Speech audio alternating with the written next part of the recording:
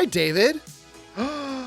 We are doing another re-airing, and this time we are talking about Dead End Paranormal Park and the Phantom of the Theme Park musical episode. Oh boy, we are. That you originally did with your co-host Doug from Walloping Web Snappers and 7 other podcasts. Yeah, he was always, when Gimmicks was in its early days, and I was doing it by myself, if I was struggling to get an episode out, I would always be like, hey, Doug, can you just record something with me? It would really either be him or Tommy, and sometimes Marilee. That's why they are, like, they're great people. Like, they're great guests on their episodes, but also they're on so many because I know I could always reach out to any of them and be like, I need an episode of Gimmicks. Can you do something with me? Anything, please? Okay, but was this one of them? Because this really felt like a Doug pick. This felt like Doug had so much investment in Dead End and Dead Endia, the comic series as well. If I remember correctly, I think I did actually go to Doug with it. Okay. He is the reason that I watched Dead End at all, because he was the one, as he'll talk about in the episode, that he was carrying the Dead End flag since before it even premiered, and so I only knew about it through him and only watched it through him, and then again, I think I talk about this, but it was sort of like I was surprised by how many gimmicky episodes that season does. And I was like, I've got to do this on Gimmicks. And then went to Doug and was like, we have to do the musical. Because I think he was kind of apprehensive about doing the musical.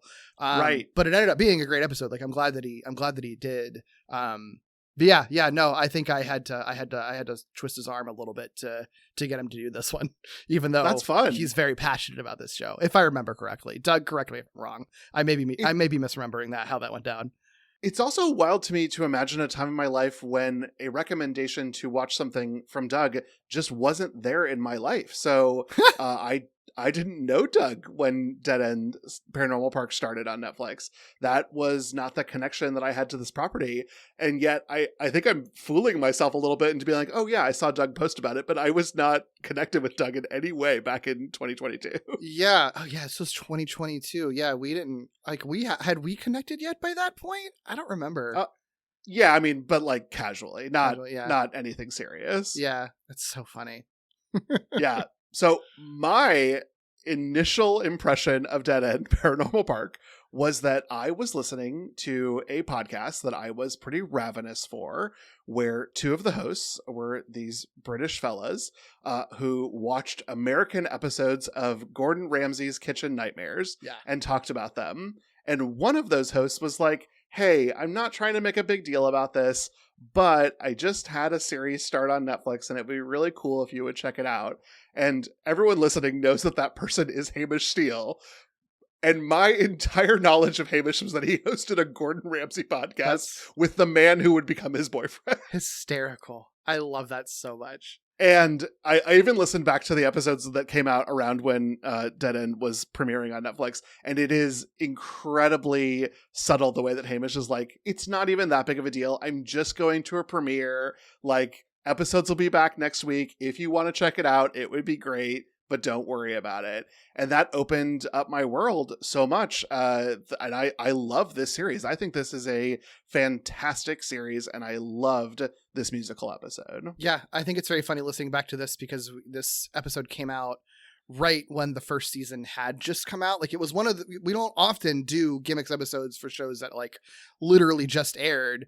Because part of the fun of Gimmicks sometimes is like, the impact that episode makes on the show and then culture sometimes. And you can't really do that with a new show, but it happens sometimes.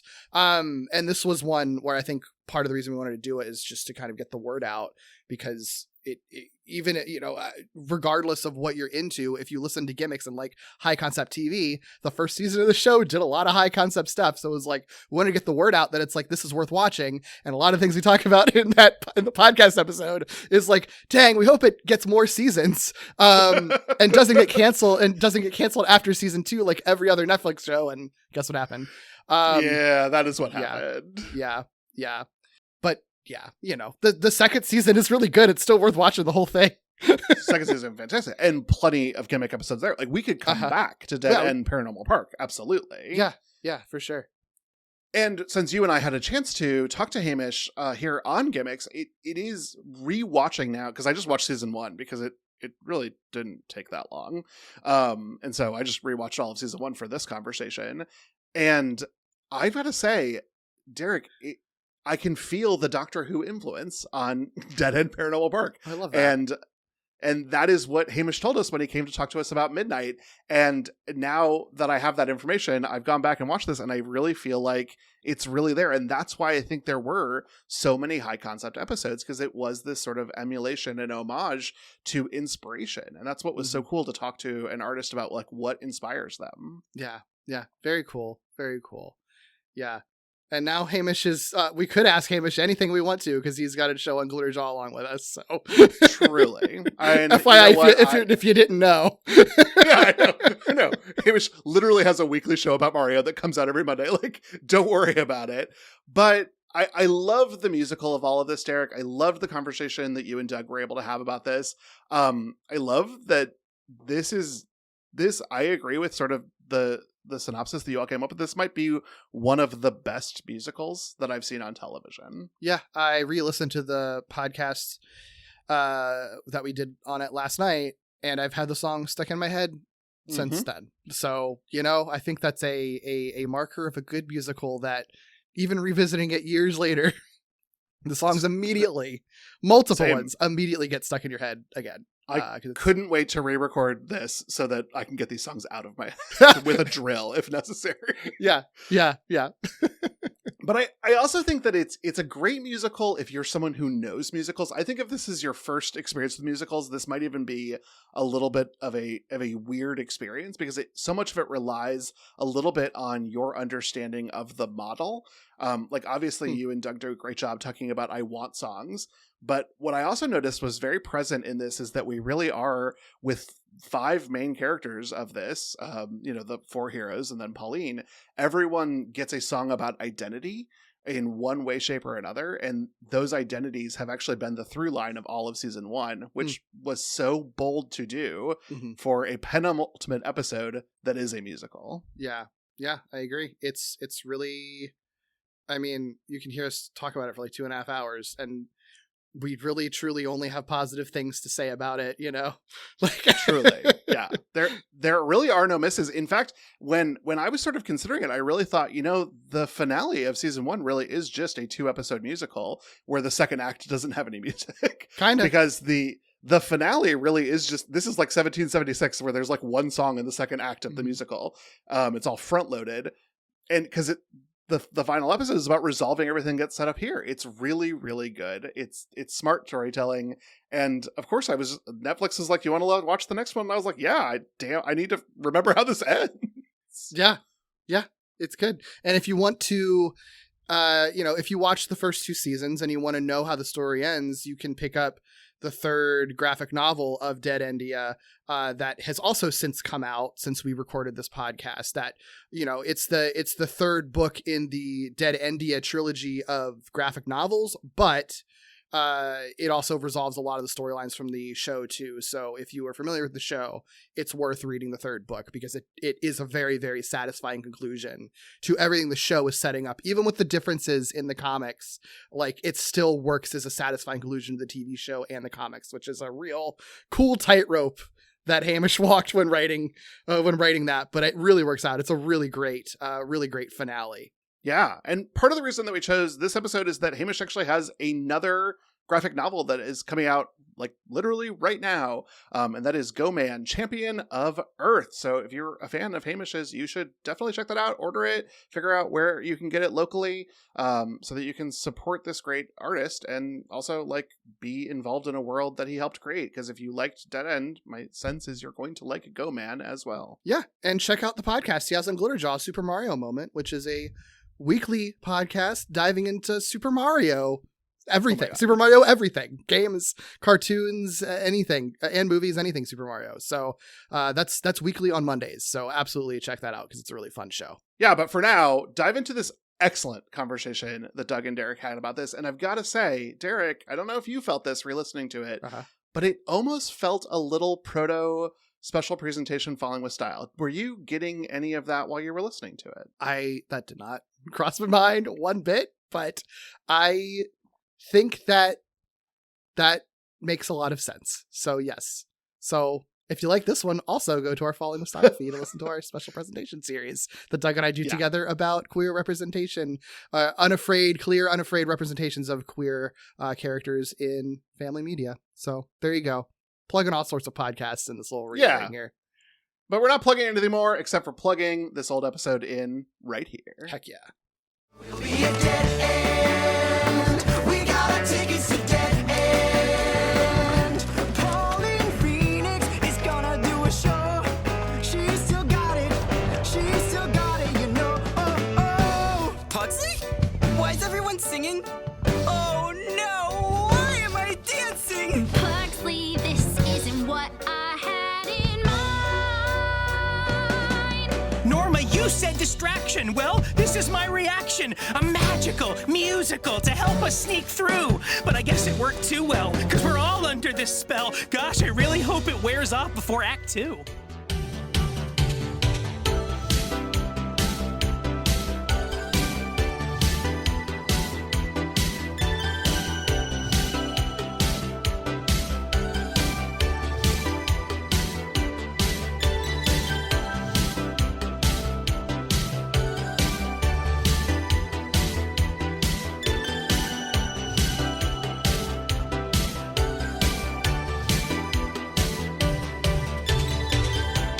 Welcome to Gimmicks, a podcast about the high-concept, experimental, structure-breaking gimmick episodes of TV, from musicals to noirs to a rock opera that's one of the best TV musical episodes in years, in my opinion, coming in hot today. I'm Derek B. Gale, and who's with me today?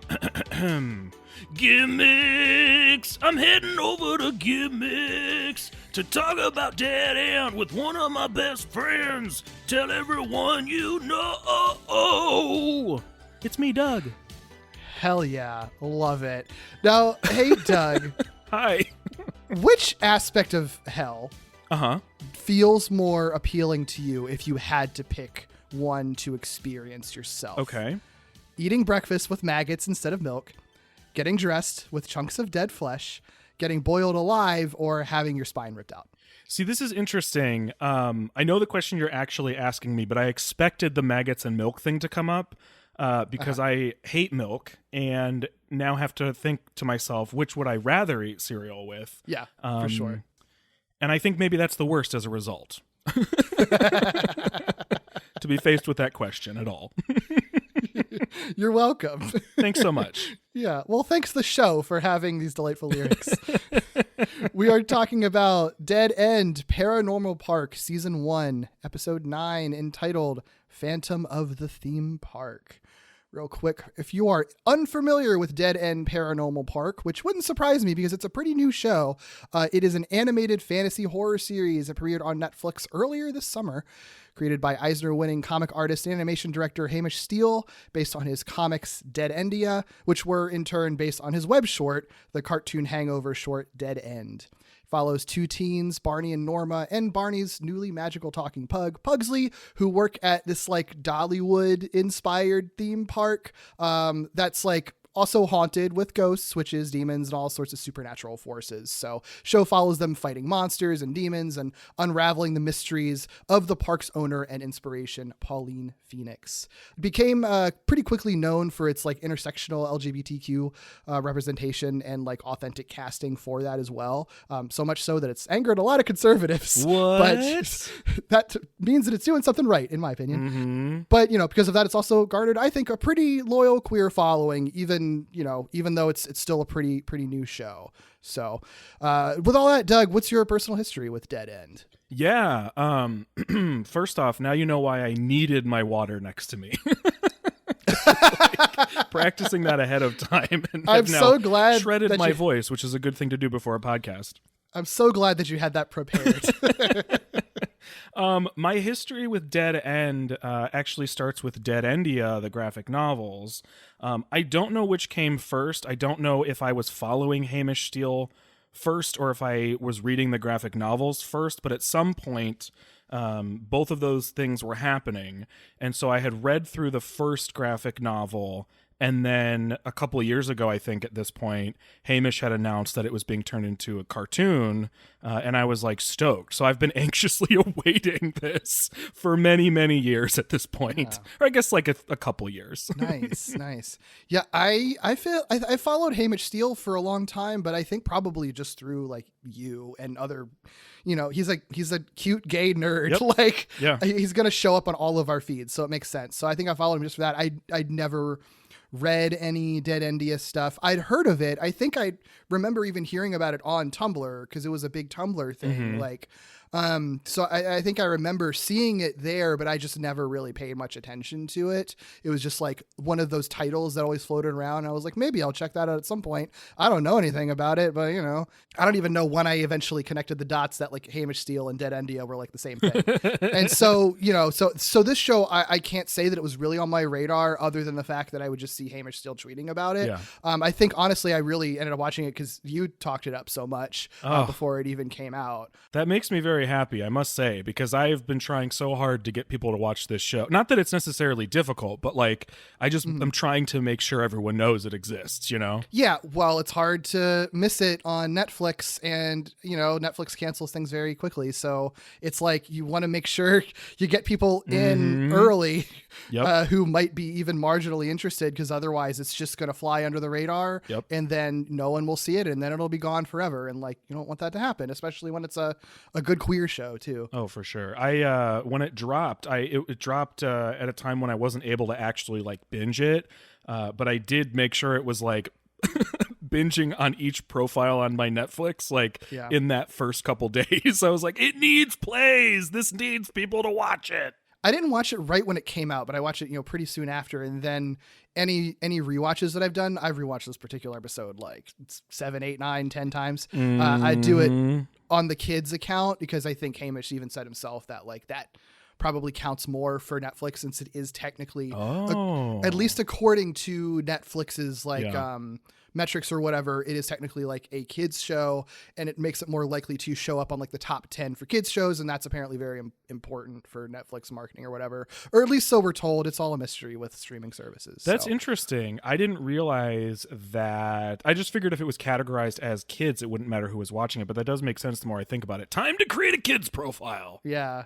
So I watched through the whole show, rewatched it again, leading up to this podcast, because it's 10 very short episodes. It is so easy to get through this whole season, and you can knock it out in just like a day or two. So I just rewatched all of it on the kids account. So I feel like I did my part. I've served my country.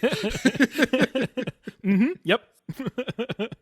Hello, I'm Pauline Phoenix. We'll be at my very own theme park. Come on, Pugsley. If I get this job, we can get a place of our own. Opportunity at Phoenix Park's Dead End attraction. Please arrive at sundown.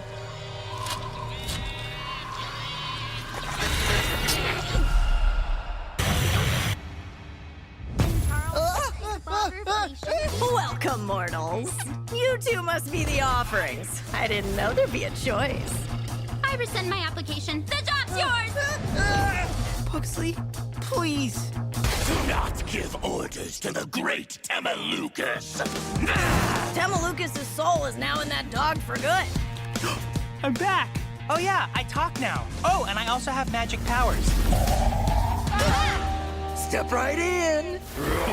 Oh, stop it. This is the first place I've ever felt like I could just truly be myself. But that's how I feel. You left me. No, I left everything.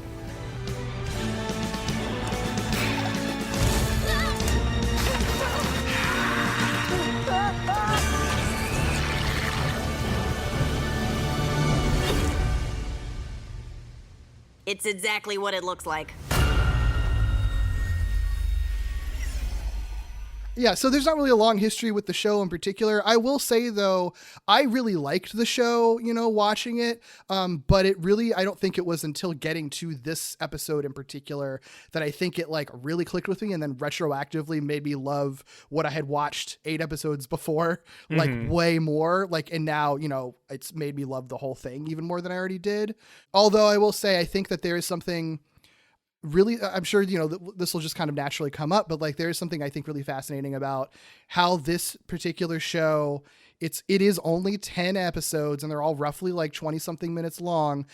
And they still do like, I think like 4 high concept episodes, depending on how you rate it. Like before this episode, which is a musical episode, which we're going to get very into, there's a game show episode. There's like your real time waiting in line episode. And then there's like a trapped in TV land episode, all in like rapid succession.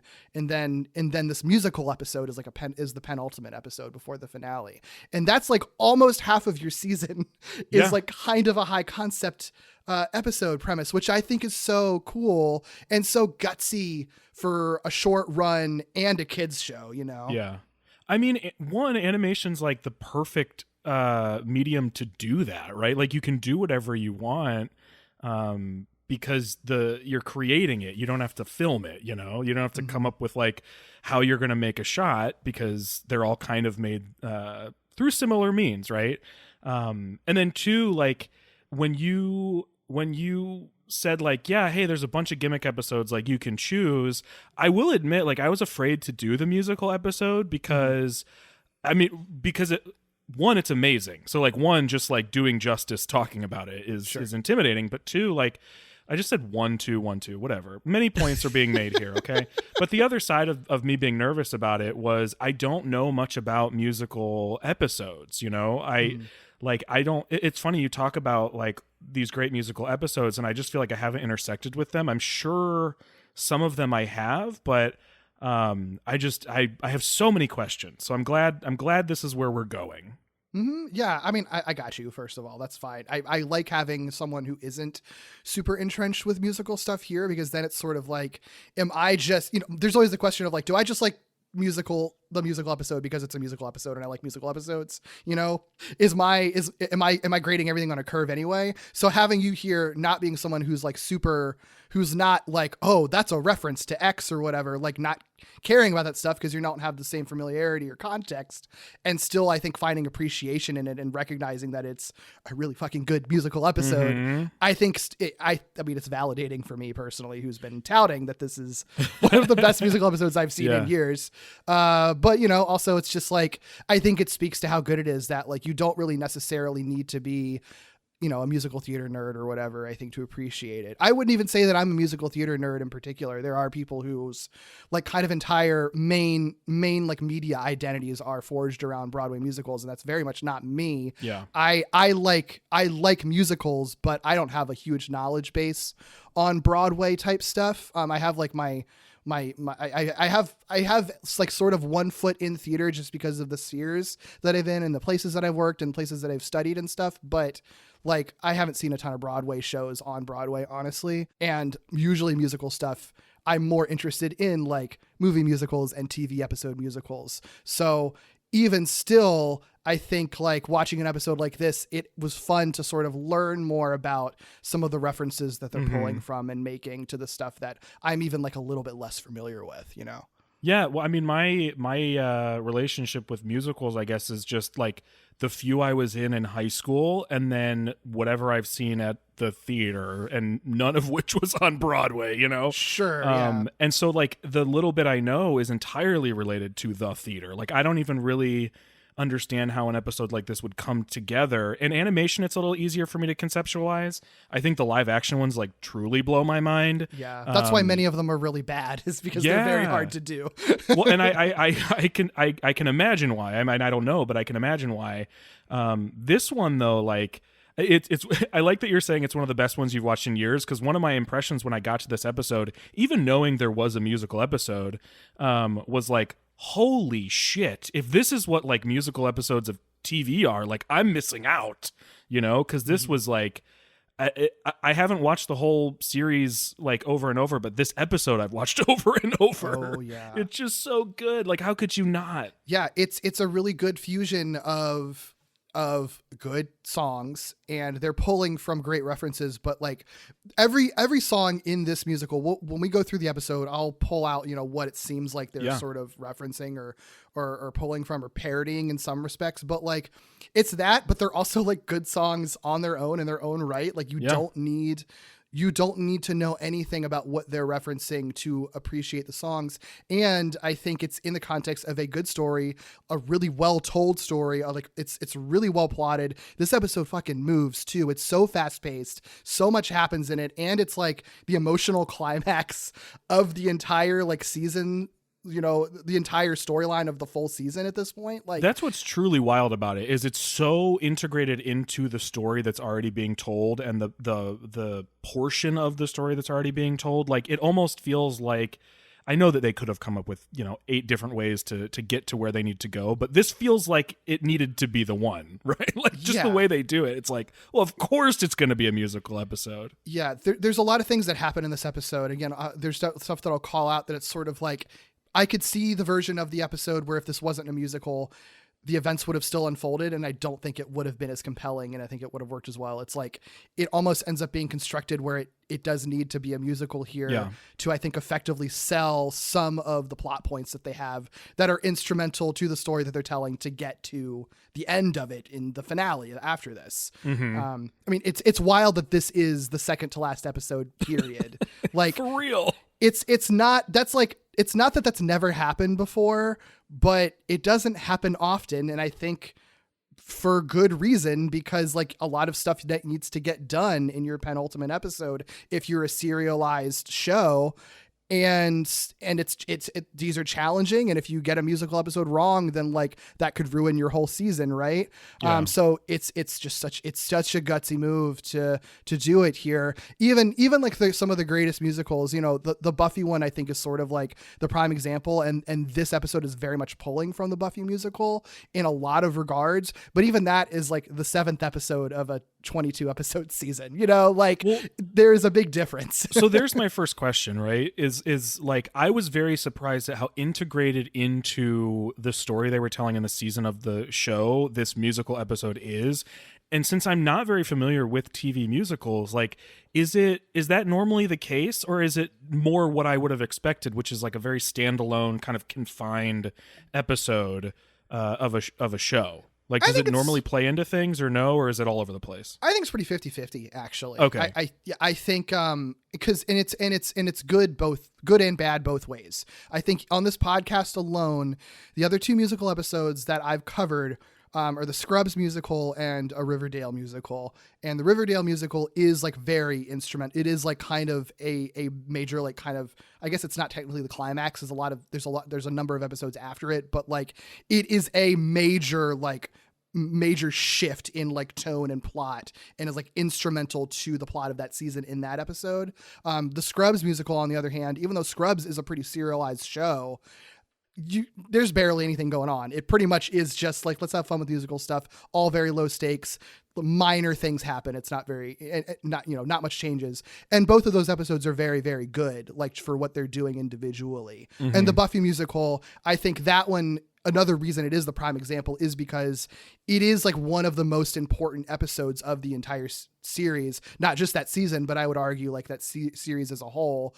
And so the way that they're able to sort of move these like really major, character stories and plot elements forward in that one episode, is one of the reasons why it's so highly regarded, while also having like banger songs. Yeah. That's wild. Yeah. I that's so cool. Like it really truly is not what I expected. I hate to say that I was expecting less, but I think it's because I expected something of a general musical episode, that sounds like it isn't necessarily true. So that's exciting. I would also say too that like, the score of this show is fine mostly. Like the score never stood out to me, when I was watching it. It's like perfectly normal. It fits the show. I love like the end credits music a lot. Like it's a nice tune. When I realized that this was going to be a musical episode, it wasn't like a thing that I was waiting to happen. I didn't even know that it was a musical episode. I didn't even know that there was going to be one until I got to this episode and they started singing. And then I was like, is this a musical episode? And even then I was like, still like unsure, because it's like, there had been no other musical sequences. No one has like sang like this could all be a catastrophe. There's nothing that tells you that it's going to work. And then not only does it work, but like they knock it out of the goddamn park. Like it absolutely over rips. The moon. It's amazing. Yeah. Yeah. So this type of musical episode, I would classify it a little more leaning to like rock opera. I feel like it's more of a rock opera type musical. It's got nods to a lot of famous musicals. The premise, like I said, it's very similar to the Buffy musical, Once More with Feeling. That one is also one that's very plot heavy. It's also an episode where the musical is due to a magic spell, like forcing everyone to sing and dance magically, and them sort of being aware that they are in a musical. So they're very much riffing on that. And like the creators, like Hamish Steele in interviews has like fully been like, yeah, that's totally what we're doing. We're not trying to hide. Sure. Everybody knows what the Buffy musical episode did. They did it well. We're doing it too. And guess what? They also did it well. So good job. Okay. So here's my second big question right off the jump. I can imagine two scenarios where a musical episode makes sense in any show. And one of them is magic, which is what we're talking about and what Buffy did. And the other is a school production or a production of a show. And that's where you get your musical from. Mm-hmm. Are there like what are other notable dream sequences and that makes sense. Yeah, dream sequences, and more than one hospital drama has done like a brain tumor that makes the patient visualize everyone as singing and dancing. Okay, sure. Did Sabrina ever do a musical episode? I feel like it must have. I think they did. Sabrina I feel like would do like musical sequences. More than one. Yeah, because they would do like musical sequences within their episodes anyway. Okay. I don't remember a full episode musical, but I'm sure that they did. They must have. Yeah, they had to. So this musical, the people behind it, so fascinating. It makes so much sense. Once I learned, it made so much sense. Yeah. So the original songs, Michael Kuhlman is the composer, I think, of the whole show. And he was one of the co-writers for the songs. But I think probably the major creative force for the songs themselves is Patrick Stump, who, if you don't know who that is, lead vocalist and guitarist of Fall Out Boy. Uh-huh. He's also the voice of this minor supporting character, Josh, on this show, which I did not know. Did not know until having watched this over and over again and then doing research. Like, oh my God, I did not realize that. Derek, I was trying to figure out who he was. I mean, this whole time, I guess I just didn't think to look it up or whatever, because I was so convinced. I was like, I feel like I can figure this out. And now it makes so much sense because Josh's whole feature moment is like holding out notes and doing exactly what Patrick Stump does with like holding out a note, right? He's like, oh my God, that makes so much sense. He's the first singing voice you hear. Like he starts the musical is his big belting voice.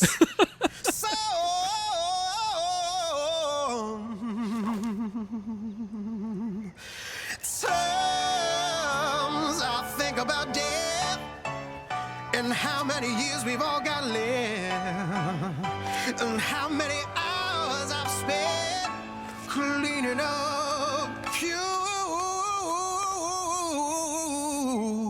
That's amazing. Right. I have a quote about that actually, because I think I'll get into it a little bit later, but there was originally going to be like an opening song that wasn't what we got, but they decided to sort of cut what the original opening song was. One reason being because they actually did think that it would be funny if like the first character that you hear singing to signal you that it is a musical episode is, for one, a minor character that like has the least amount of focus and development, and also a minor character that is voiced by the lead singer of Fall Out Boy, like belting out singing about puke. Yeah. Yeah, so that was definitely like an intentional choice once they figured that out, and I think it's great. It's such a fun once you know that and then revisit it, it is so hysterically funny that it's like, oh, that is the Fall Out Boy singing at the beginning of this episode. I'm so upset that I didn't know that or couldn't figure it out, even knowing that Patrick Stump wrote the music or helped write the music for this, right? Mm-hmm. I'm so mad. I really genuinely think that Patrick Stump is like an incredible vocalist who doesn't get credit for being an incredible vocalist, probably because he got started in like a pop punk band. Yeah, but, a pop punk band where he so like did not. I'm glad that he enunciates better than he used to. Sure. Yeah. Right. Yeah. It's all stylistic, you know? It totally is. It gives me a more appreciation for I liked Fall Out Boy like in high school, I guess, like I enjoyed, I liked them when they were popular, when they first came out. And then I feel like I kind of just, I grew out of it, I guess. Oh, like, it's that's not so funny because like I wasn't super into them for like their first 2 albums that were like very pop punk, and then like Infinity on High came out, and that's when Patrick Stump really started like belting, and I was like, holy fuck! Well, that's this the thing. dude can really sing. I think this retroactively makes me like Fall Out Boy more and want to revisit it again, because I think, you know, you don't really give like a lot of pop albums credit a lot of times when they're very popular. It's just sort of like, whatever. Like, it feels, you know, I think it's really easy to just be like, I don't know, there's just some like band of dudes just like singing. Like, it's really easy to write popular musicians off, like in commercial, especially when they get to like the level of like popular commercial that Fall Out Boy was, and I guess still is technically. I don't know if they're still together or not, but it makes me like kind of appreciate, because he is obviously a really good musician. He's a good singer, all of these songs fucking rip in this. And I know that he was a major part of it because a number of like the storyboard artists, editors, and I think Hamish himself have released some animatics and storyboards from this episode, and they have the demo vocals as well. And pretty much all of the demo vocals are done by Patrick Stump. Oh my God. I Doug, need it injected into my veins directly. I was going to save this for like when we were getting to the song, but we can just do it now because we're on the topic. I can just right now send you the link to Patrick Stump doing Phantom of the Theme Park. If you want to hear if you want to hear Patrick Stump doing a Coco Peru impression, because it is the fucking best. It's so good. The song on the demo is even kind of different. I'll cut it in. We'll see how this works. Maybe we'll overlay it. Maybe we'll overlay your live reactions or not. We'll see how it goes. But I just sent it to you. I already have chills and I haven't even started. Oh my God, I'm so excited. I can't sit still. Come on, Stump. Yeah, you'll hear him singing as Norma and then as Pauline, and it's amazing. Gosh. I came to stop you, but now I long to feel that light again, to hear your sirens. All I'm going to be listening to now is Fall Out Boy for like the next 2 weeks. That and Beyonce. Mm-hmm. Effortless too, by the way. Yeah. That's what I don't think people realize. Yeah. Hearing him sing as totally different characters. He does In the Driver's Seat as in one of these demos too, and it's astounding how good he is. Oh, here we go. Darling, could you do me a little favor here? Tell me, who are you? Why you look like my clone? Being this gorgeous, I simply assumed This is amazing. Isn't it good? It's so good. I think they're like from Chicago or the Midwest or something. So it's not even like... Yeah. That's amazing. It's not like he's even reverting to like a Southern accent or something. No, it's amazing. Oh my gosh. Beautiful. Yeah. I'll pause it there. But oh my gosh, so good. It really is. Yeah. You should watch. Yeah, I think there's one for Phantom of the Theme Park, one for In the Driver's Seat, and one for, I think, My Frankenstein, I believe. Ooh, those are the two that I would have wanted to hear the most for sure. Yeah. Because, well, we'll get to each song, but ooh. Yeah, it's good. It's good. And it's wild because like if you would have asked me, I would have said like, no, I cannot imagine anyone other than the people in this episode singing the songs. And then hearing Patrick Stump do it, it's just sort of like, ooh, I mean, I would be interested to hear the entire musical episode with just him doing all of the voices too, because he's very good at it. I was just going to say, like, I don't know who this is up to or if it's even something they're interested in, but like if they just wanted to release like the Patrick Stump version of this, like he's done solo stuff. He did all of it himself. So like he could do it and it would probably absolutely rule. Yeah. Well, a big bummer about this. So far, the only song from the entire soundtrack, not even the demos, but the entire one that's been officially released is My Frankenstein. Like, you know, officially released on like music platforms with no sound effects or whatever. Right. And I think Hamish said on Twitter that it's like, it's not up to him and it's not up to even Netflix. Okay. I don't know who it's actually up to. I don't know if it's like Patrick Stump's like license or whatever those words would be. I don't know. I mean, there are many parties, right? I mean, even just the fact that they have somebody who came in just to do writing for this episode, and not even the episode, but like the music. I imagine there's probably a lot that tangles things up. Yeah, but I know that like many people other than us are clamoring for that and asking for that, including people who are working on the show. I know Hamish has also said like about other like demo tracks and like, you know, cut songs and stuff like that, like interested in releasing it in some form somehow. It's just a matter of doing it. I think it's very cool that we get these demos on YouTube with, you know, with the storyboards at all is really neat. Like that's, I mean, for sure. It's the kind of stuff that you would get on like a DVD set as a special feature. It's just, but you know, the show's probably not going to get it because streaming shows don't get that anymore. So this is the best you can really do. So I'm glad that they're so active in doing it because it's so cool to hear and just gives me that much more appreciation for how much like work and talent was in this show.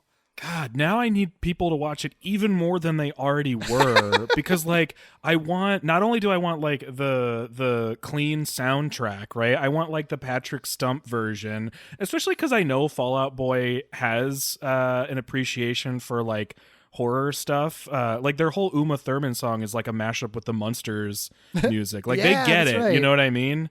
So I just, I want both of those. I want a DVD set with special features. Like, please, everybody, just watch it. No. Well, and then you scream about it also. yeah. I mean, the Stranger Things, I don't think got a DVD set beyond season 1. So I think if the show that popular, it doesn't get physical release. Yeah, I bought it for my parents because that's the only way that they can watch it because they can't get streaming internet where they are. So. Yeah. You know, you could get your show out to more places and make a little bit extra money if you did physical releases. Anyway, I'll just be happy if the show gets, you know, another season, period. Seriously. I want it so bad. I want it so bad. Especially because, like, I don't know if you plan on talking much, but I know you said you haven't read the graphic novel, so I'm sure we're not diving deep into those. But, like, Derek, when I tell you there is so much fucking cool stuff that this show can continue to do without even going outside of the graphic novels, like, if they stuck to the confines of the graphic novels, like, the shit is so good. It's so good. That's fascinating. I do want to check them out now because I love this show so much, and I know that the show like does have some significant changes from the graphic novel. Yes, but even still, like I know the graphic novel I think is like a little bit more like older oriented, right? Like it's a little less kid friendly from my understanding. Yeah, I mean it's still like I would let my 10-year-old niece read them, no problem. Sure. It's not, you know, they're not going to get anything vulgar from it or anything. Okay. But all the characters, I believe, are older. In this show, they're meant to be teenagers, right? I think that he said they're 17, I believe. Okay. So like verging, you know, on legal. Yeah. In the graphic novels, they're all like between 20 and 24. Oh, word. Okay. Yeah. Okay. Gotcha. It doesn't really change that much. You know what I mean? Like they look very similar. They still have similar kinds of relationships. So sure, that makes sense. Yeah, there's just a few other things on like the kind of background of like making this musical at all, because I do think that that's always a question of like, well, why did you decide to do a musical, especially in your first season? Like, and I think this is the first show that Hamish has actually like show run. I think he's written a lot of comics and he's done some shorts, but like as far as creating and like show running an entire show, this is his first outing, so it's pretty fucking wild to do a really complicated musical episode in like your first show that you've ever done, you know? Can I guess one of the reasons that I hope is true? Sure. I hope that one of the reasons is he recognized that he might not get another shot and said, let's just fucking do all of it.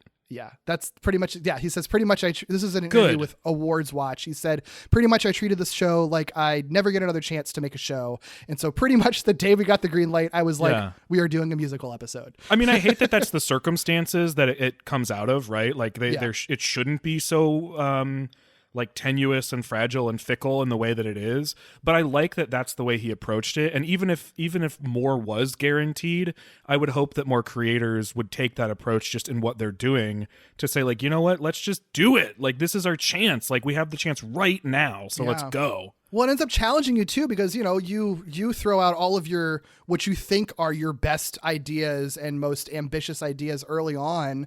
And then if you get to keep going beyond that, it's going to make you like push harder and be even more ambitious. And theoretically you get better stuff out of it, you know?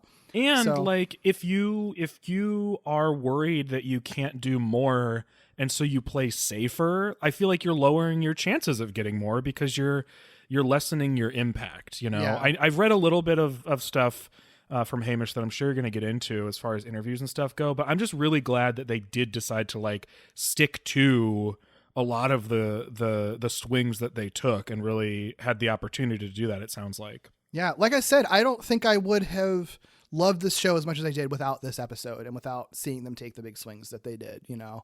Yeah. So, yeah, I'm glad that they did it. And he says, too, like, it wasn't like there was this particular idea for this specific musical. It was just like, we want to do a musical. He said we didn't even know what it would be.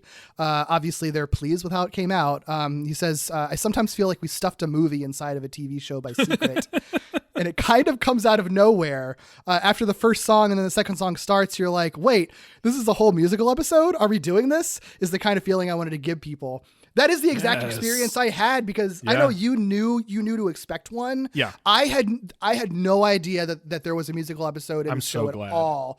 And so I was delighted when it first started. And like I said before, I was like a little bit apprehensive because it's like, I don't know if this would work, but I'm excited that they're doing it.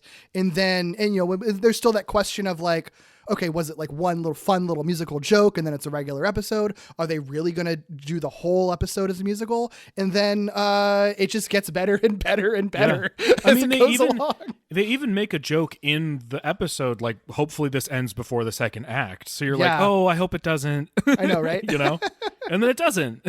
He said that they started working on the songs like as early as possible just to see if it was even possible. So that way, if it was like, wow, this really isn't working, let's scrap this idea, do a different episode 9. Mm-hmm. But that means that like they were working on this like super early, like as early as I guess from writing like the after the pilot. And he said it ended up taking about the same amount of time to write this one musical episode as it did to write all other 9 episodes combined. Damn. Yeah. I mean, I love the whole show. There's like not an episode of the show that I found boring or disappointing or anything. And this episode still, like, I feel like the work shows. Like, I feel like all the work that clearly went into it, like, really comes through. It's so good. Yeah. And this is what you were referring to earlier, Doug, with like how it sort of plays into, the season as a whole and like that it's not just like a standalone. He said that what we desperately wanted was for it to not feel like a gimmicky episode that people could skip. It's the penultimate episode because it's where the character journeys are at their peak. So they have a lot of stuff to sing about. We wanted the songs to matter. We didn't want them to just be filler. It's an opportunity to check in where all the characters are emotionally before the finale. It's definitely the aspect of the show I'm proudest of, and I hope I can write more musicals because it was really fun. I hope so too, buddy. Hamish, you should. We've said it so many times, this fucking rips. Like, and I love that was the mindset because I feel like in the vast majority of these songs, if not all of them, like it's true that they come at a point where each character is like faced with like their main thing or one of their main things, and so it's cool to get that expressed in such an emotional, artistic way. Yeah. He said that, they would love to do another musical episode if they get more seasons. One of the other ideas he already threw out there, I think this is like from before they settled on, this sort of rock opera that they ended up doing. Okay. They did have one idea of doing I think you might love this. Okay. A demon Eurovision song contest where all the different demon worlds competed. Oh my God. He said that would just be a collection of weird pop songs, but he wanted something a bit more like Broadway musical. Which is why they went with this. He's also underselling the potential, and I know he knows this, underselling the potential for that as just like a collection of weird songs. Like, it does sound really fun. You could do a lot, and I know he knows that because I'm over here in the United States where we don't deserve anything that good, and if I know it, I know he knows it. That would be incredible. Everything you tell me just makes me like want to quit my job and just live life working as like, spreading the good word of this show to everybody on the planet. Preach it. I love it. Like all the ideas are so good. Your missionary work. Like, I know, like, right? Sorry, I'm taking 2 years off of work. I'm going, going on my missionary trip. Right. Like, oh, where are you going? Oh, around America, just telling people about this TV show. Right. I didn't used to believe in organized religion or missionary work, but now Yeah. I'm spreading the word of Dead Endia. The TV show, all about hell and demons. Right, exactly. Yeah. Yeah. I didn't put it down in my notes, but I think I read it on Twitter when someone was asking him, like, is the idea to try to do a musical episode every year? And I think he kind of struck it down just because this was so hard to do. And it was kind of exhausting to do. Like, I think he said that, it might be a thing where they have a musical sequence, but not necessarily a full musical. Sure. Because this thing it's not fully sung through, but it's almost fully sung through. Yeah. Like, there's very few minutes of this episode where someone isn't singing, which is really astounding. I still wouldn't be surprised because, they haven't been renewed for another season. I wouldn't be surprised by the time it goes into production. Maybe it changes and it's sort of like, oh, maybe we should do another musical episode. Yeah. I wouldn't be mad if that happened, but, as long as they don't exhaust themselves right. with doing it. And you want it to still be inspired. I feel like, I feel like, when you haven't done anything yet and you want to do a musical episode, then yeah, sometimes you have to find where it makes the most sense. But once you've done it and it's a banger, like, find the inspiration. Don't do it just because. Yeah. I do think the Eurovision idea is pretty inspired. I really like that idea. And it's also like, it feels like kind of, it's not like esoteric. Like, plenty of people obviously know what Eurovision is, but like, it's not really a mainstream thing in America. Like, so I think American audiences, would find it like as a really neat sort of curiosity in a way that I think a lot of this show does, Mm-hmm. The only other sort of background thing that I had before we start digging into things, this is what I'm always curious about, it's like one downside to musical episodes is that if you decide to do a musical episode late enough in the process, like, in a later season or something, you're not necessarily casting people who can sing. So a lot of times some TV musicals, even if they're good, they're populated by actors that are like really out of their element with trying to sing. With this one, they were intentionally casting people who could sing. I said that really? I wondered about that. Because they were working so early on the musical episode, knowing that they were doing it. He said we were getting very excited when we were auditioning people. He says, and then finding out that they all could sing really well. So like, I guess they weren't necessarily like specifically searching for people that could sing, but it definitely had to play a factor in it because that was something that they were like checking in on as they were auditioning them. I wondered about that because some of the folks singing I know obviously can sing, and it's a thing they do. Like Pugsley's actor can sing already and is known for it. I have stuff to talk about him later. Yeah, some of them I was like, I know Miss Coco Peru, but like I don't know. Like I didn't know if that was a thing she does, I know of her. I don't know her like super duper well. So I was like, I wonder if these folks are out of their element. A drag queen can kind of do anything. But yeah, well, that's the thing I was thinking about because pretty everyone in this musical has a beautiful voice and nails it. And the only one that I think is interesting is Miss Coco Peru, like who does like the really who has this really great performance in a lot of like kind of that sort of Broadway talk singing kind of way. Like one of the most interesting things I remember a high school director told me that always stuck with me since I was a teenager. And this might be a thing that, other like professional singers and stuff disagree with, but he said like, you don't necessarily have to be able to sing to be a Broadway star. You just have to be able to perform. And like, there are I think of someone like Carol Channing, who's like a Tony Award winner and who's like known for being a singer, but like, she doesn't have a traditionally quote unquote good singing voice. She is like good at performing the really interesting voice that she has. And I think that this is the sort of like performance that, you see in Pauline Phoenix. Coco Peru and like Clinton Leop is the name of Coco Peru's like, civilian persona. Like maybe he could sing amazingly. I don't know. That's not the performance. That's not the performance that's being given in this episode because it doesn't need to be. What he's doing is a Miss Coco Peru performance, which is like this sort of like very bombastic talk singing thing that works incredibly well for the character and is still like, no, that I guess you're a good singer. Like it's, even though you're kind of not really singing through half of it, it's fine. Like it works great for the song that you're doing and the character you're playing. Yeah. Well, like being able to deliver a song, not necessarily like objectively good singer or not, but like being able to deliver the song does not just mean can you belt it or not. Like not every song needs that, requires that. Not every character would do that.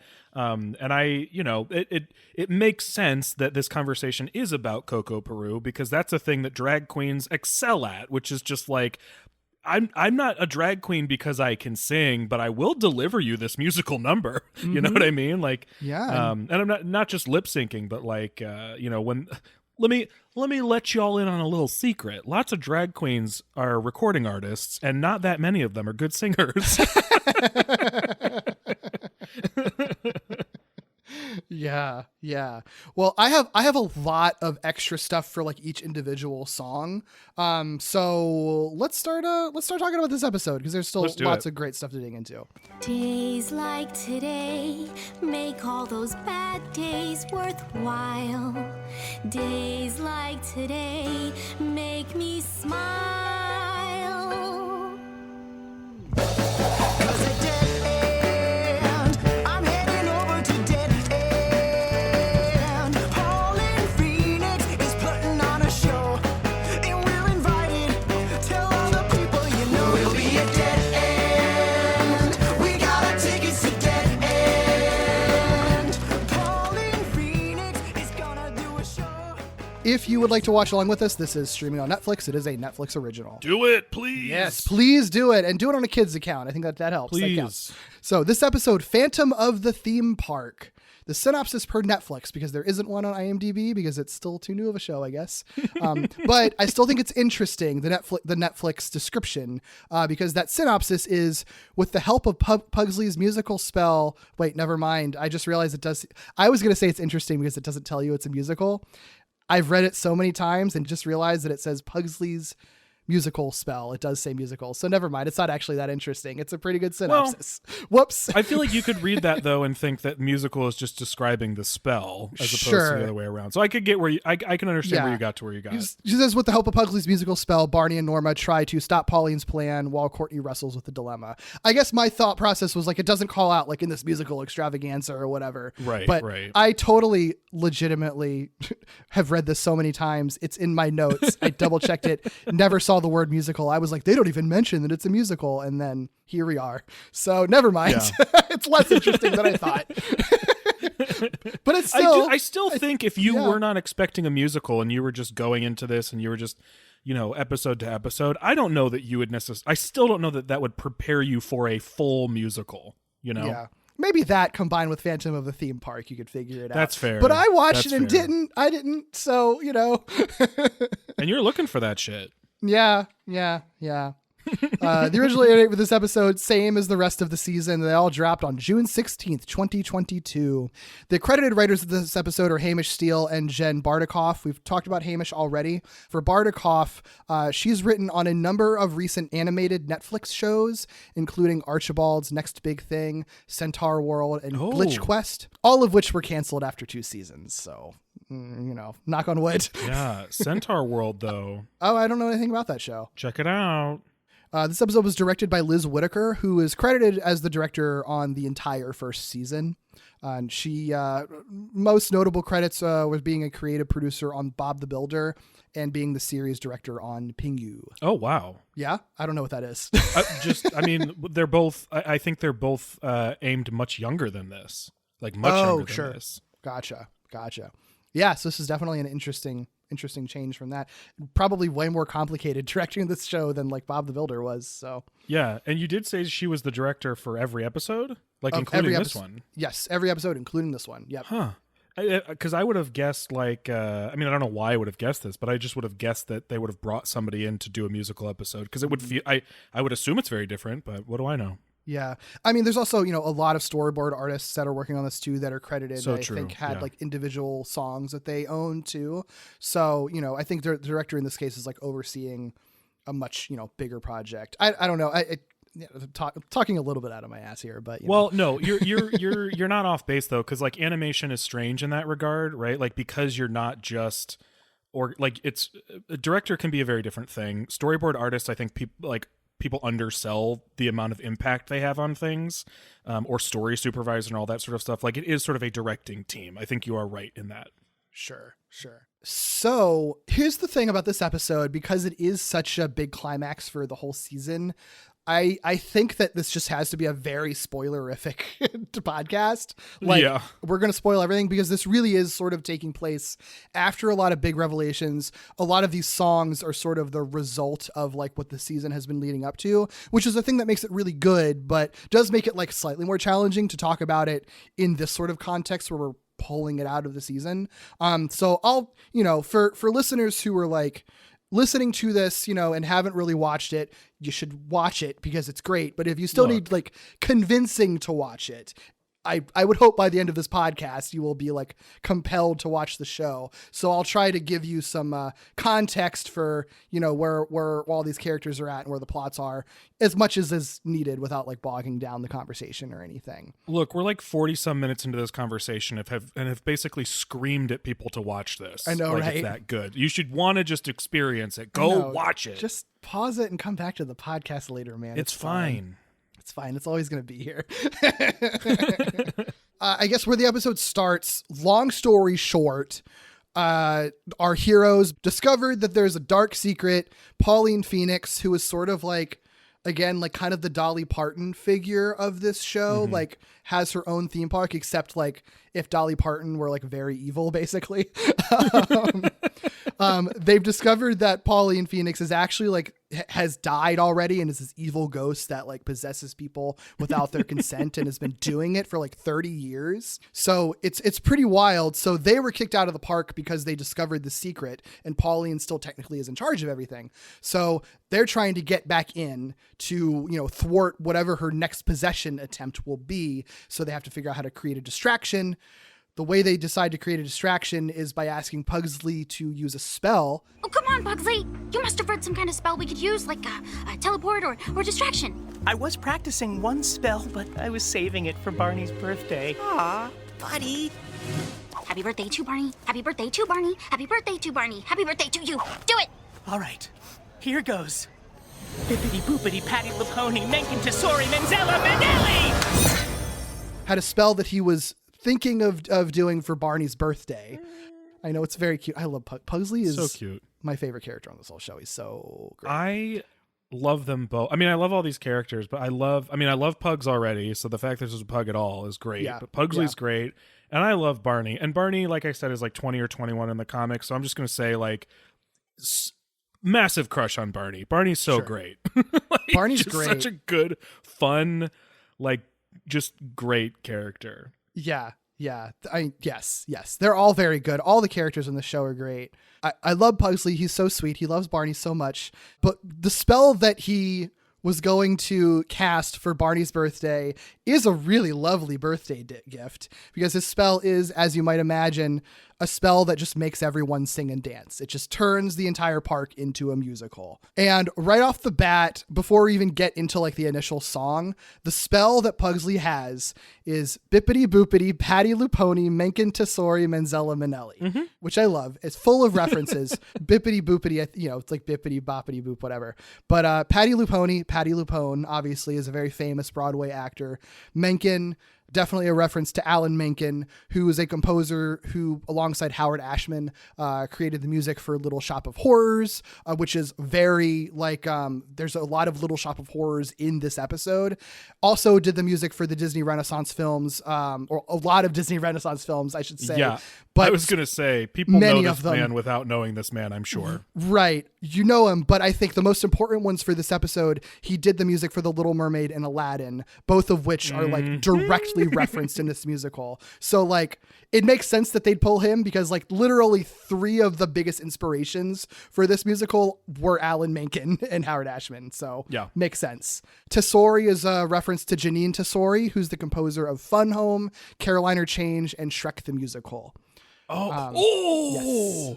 Yeah. Oh, Shrek the Musical is one of my favorite musicals of all time. It's so good. Yeah, all of them are good. Carolina Change I've seen and is incredibly good. Fun Home is the Alison Bechdel musical, Read, which but is not also seen. That one is a if you ever have the opportunity to see it, I definitely recommend it. It's a great musical. I would love to. Manzella is the one that I can't figure out. So yeah, I don't know that one. I don't know. Like I literally like all of these are like very recognizable. that's the one that it didn't, that didn't ding for me. And I have been Googling, and I don't know if like maybe I was hearing it wrong. And like, I know the subtitles for this episode are real bad. Despite this being a Netflix series, the subtitles are like often kind of horrendous for this show. Yeah. And it makes me really upset. Like, well, it's not like accessibility is important or anything, Well, I think there was a whole thing where like Hamish had to clarify, like, that is not for this episode, but for some episode. I wish I could remember what it was, so I'm not just speaking vaguely. But I think he had to clarify at one point, like, I know a lot of you have talked to me about a subtitle that makes it sound like someone's saying something harmful. I promise you that's not the script. Yeah. We're getting it fixed. I don't know what it was, that's but I real think bad. It was like a slur or something, wasn't it? Or something like that? It was. I don't remember what it was, but it was not good. And I was like shocked. And I was like, Yeah. I'm glad I've been following him for so long, because I know that that's not something that would be included in the show. Yeah, it really But sucks. that's like a huge mistake. Like, come on. It's huge. Yeah, there's like lyrics in this episode that are like very clearly wrong. Like there's like a glaring one in like My Frankenstein that's like so obviously wrong. Like it confuses green with screen, but then the next verse she's saying screen, and it's like no, she's saying green. There's even the color green on stage on the screen right now. I don't understand how you got that wrong. It's so frustrating. It's like it's your own fucking platform. Like the show that your platform made. Like there's no reason why the subtitles shouldn't be like 100% accurate. Like it's so stupid. Like amateur amateur meaning not professional, not paid. Like amateur content creators do better subtitling their own stuff manually than Netflix, this massive corporation, does. Yeah, I'm sure it's like, some dumb algorithm or whatever long. that's super cheap that they're using. It's just so pay someone to do it. Yeah. Yeah, I didn't expect to go on that tangent, but that really fucking bothers me a lot. Well, all of that was important. It is important, and all of that was to say, like, what was showing on screen was Manzella. Maybe that's not what he actually said, and I misunderstood. I'm 100% like believing that that's a thing that exists. I don't think that that's just a random word. So anyone listening who knows what that's a reference to, I'm dying to know what it's a reference to and what I'm missing. And I'm hoping it's not like something super obvious that I'm going to feel really dumb about, but we'll see. Do you think maybe it's Menzella and it's a reference to Idina Menzel? Oh, it could be. It could be. It does sound like he's saying that. Like they add to Patti LuPone. Menzella. It does sound more like, it does kind of sound like he's saying Menzella. So Idina Menzel would make sense, and that would totally fit perfectly. I'm going to go with that. I'm going to go with it being an Idina Menzel reference. Thank you for that. That makes me feel a lot better. It would be the second. I mean, she would be worth referencing in a musical anyway, but it would also be like the second sort of Idina Menzel reference in the episode. So I wouldn't be surprised. Yeah. Okay. No, I think we solved that mystery. Yes. I'm on board with that. In real time. Exactly. You heard it here first, folks. And then the last one's Minnelli, obviously Liza Minnelli, famous musical actor. Yeah. So who doesn't know who Liza Minnelli is? Yeah. So already right off the bat, love all the like little references that they're throwing in here. And then this first song, which I think is just called At Dead End, is our entry song. That's when you first hear Patrick Stump just belting out. And it's a nice little spotlight on our side characters, because Patrick Stump's character, Josh, along with Logs and Badya, I think this is the only song they actually sing in, but it's a nice fun little like it's very much a Little Shop of Horrors kind of song, because it's using sort of like a 60s doo-wop kind of sound to it.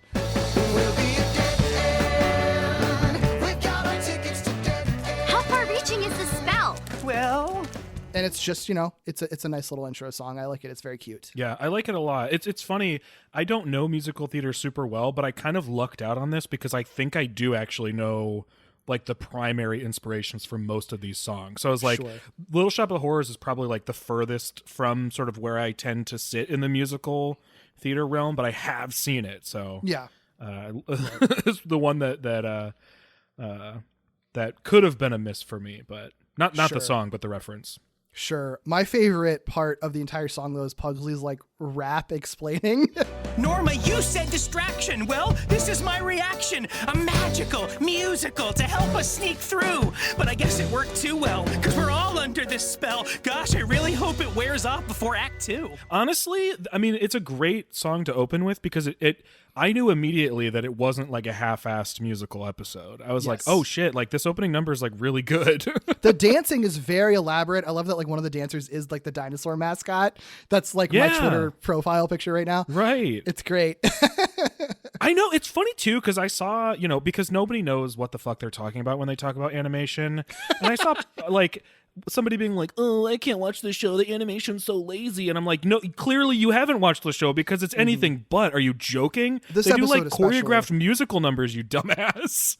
They're referring to like that sort of, I don't know if it's literally Flash animation, but it's like the Flash animation style where it, I don't know what makes it look like that. But like, yeah, it looks like, you're sort of puppety characters on a background moving around, Right. They're rigged. Like these characters are rigged. So like there's a consistency in the way that they look because they have specific character models that they're moving, they're not, it's not like a show like Steven Universe or Adventure Time where like the character models change. Those characters aren't rigged like these ones are.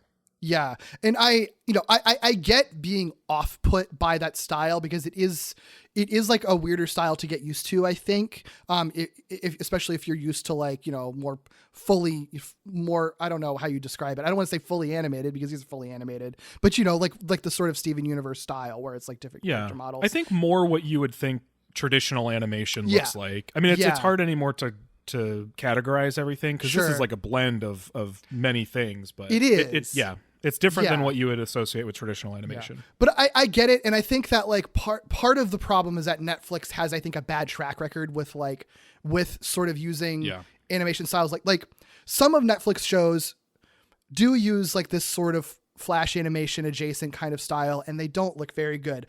BoJack Horseman is genuinely one of my favorite shows of all time. Very important to me. Very impactful. I will never say that show looks good. They do really creative things sometimes, and sometimes visually the show does look really good, and the character designs can look really creative. But like, there's never a point when like the movement really looks good on that show. And I think a lot of times it is probably a budget thing. It probably is cheaper, I guess, to do animation this way. But when you're within that style of animation, you can still do really amazing creative things. And I think that like this show really surprises me sometimes with the things that they're able to make these like rigged characters do, even in spite of having like what normally you expect to be very stiff animation, Well, I'll call out a few things. I'll try not to get on a soapbox too high, but like the way that they do camera work is something they certainly don't have to do. The fact that they wear so many different outfits throughout the series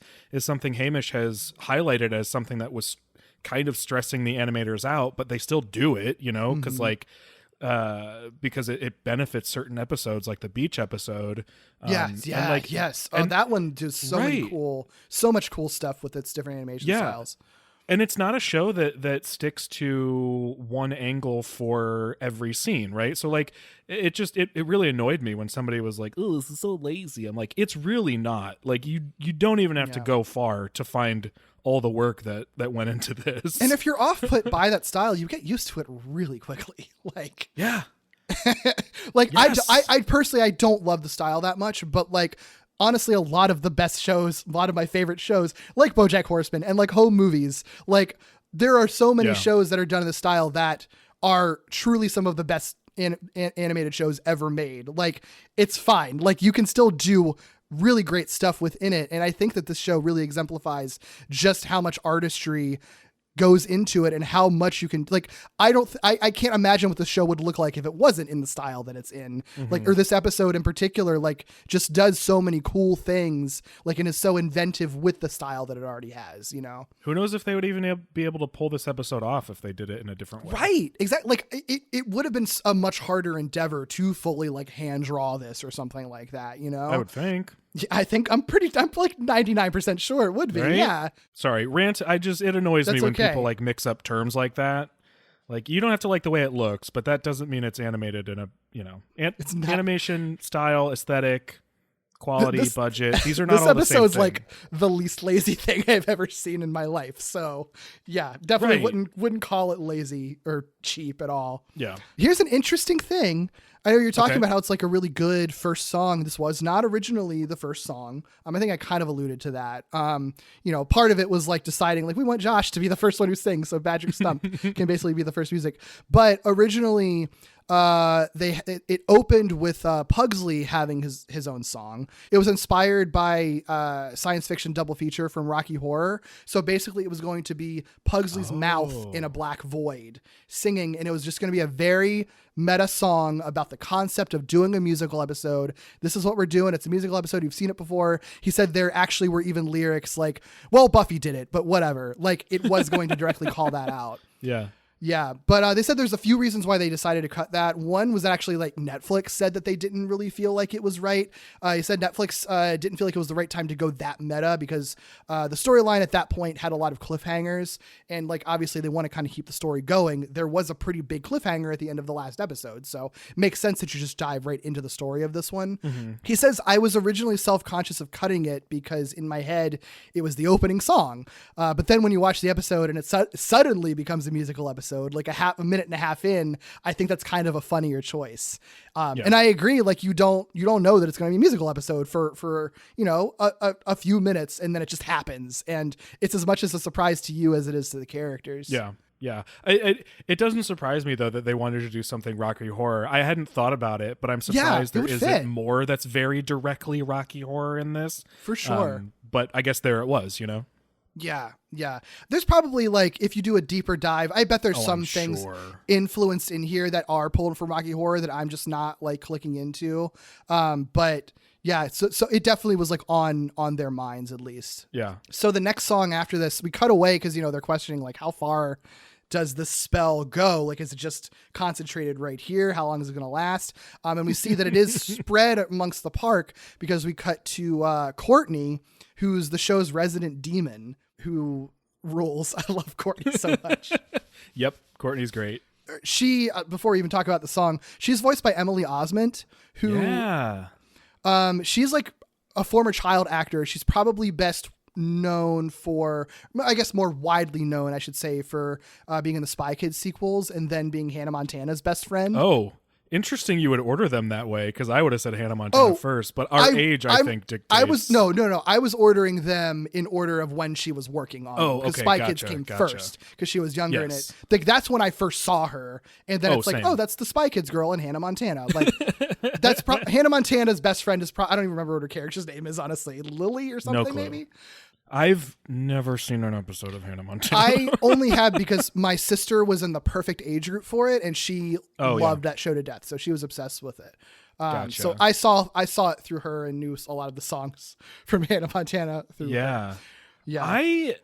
I love Emily Osment's performance throughout this whole series. Dude, I never would have seriously. guessed it was her. Not that I know her voice intimately or anything, but like it just seems like it wouldn't have been an easy thing for her to do.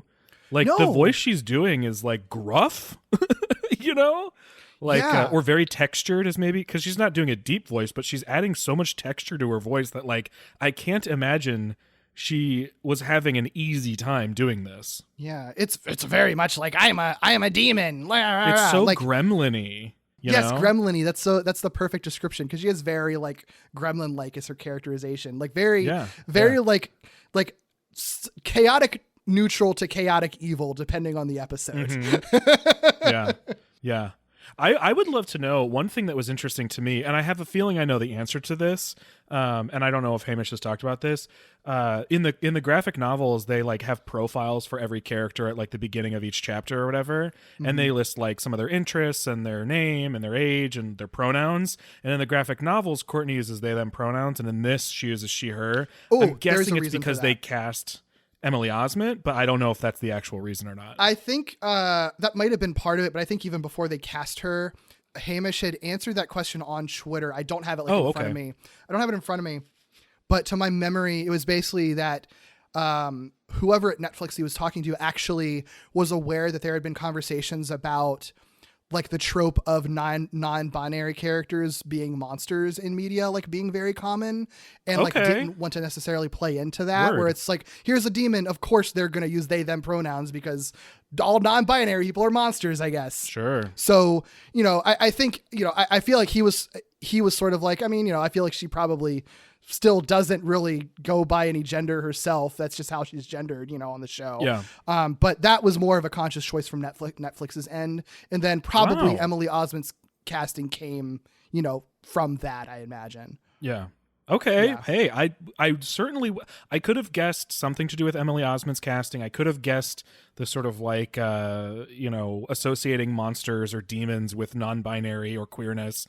I never would have guessed that Netflix said, hey, maybe think about that. Like, that's not where I would have guessed it came from. It does make it a weird situation where it's like, so there's now no characters that use they them pronouns when they're, you know, originally was supposed to be. And that does feel a little bit weird on a show that's like very, very queer. Like, that's the one like very queer thing that just like is not present at all in this show, you know? Yeah. But, you know, who knows? Plenty of characters can be introduced later that use those pronouns and have that representation. And like Hamish said, like, you could still, Courtney, I feel like, is a she they rather than a she her, if that makes sense, you know? Yeah, so for sure. Yeah. But Courtney's fucking song, dude. So the for you and me specifically, based on how we've talked about the Disney Renaissance movies. The context for this, her whole arc has been that like she can't go back home, which is hell, because of these like cuffs, these like demon cuffs she's wearing. It's been very vague. It's not been like deeply explored exactly like where all this comes from and why. All you need to know is that she's not allowed to go home and wants to go home. And in the previous episode, the villain Pauline like basically teamed up with her, promising that, you know, if Courtney helps her, she'll help her get back home, essentially. So this episode's opening with Courtney like thinking about that she will be able to go home soon. So what we have is her I Want song, a classic Disney thing. This song is a direct like Disney princess style parody of Part of Your World from Little Mermaid, but truly just like an amazing inversion of that in every way. Well, I've read every book about demons, but I figure there's way more to learn. Down there's a place where I know I belong, because demons are meant to burn. Is it true they eat bones for their breakfast with maggots instead of milk? Is it true they get dressed with chunks of dead flesh instead of business suits lined with silk?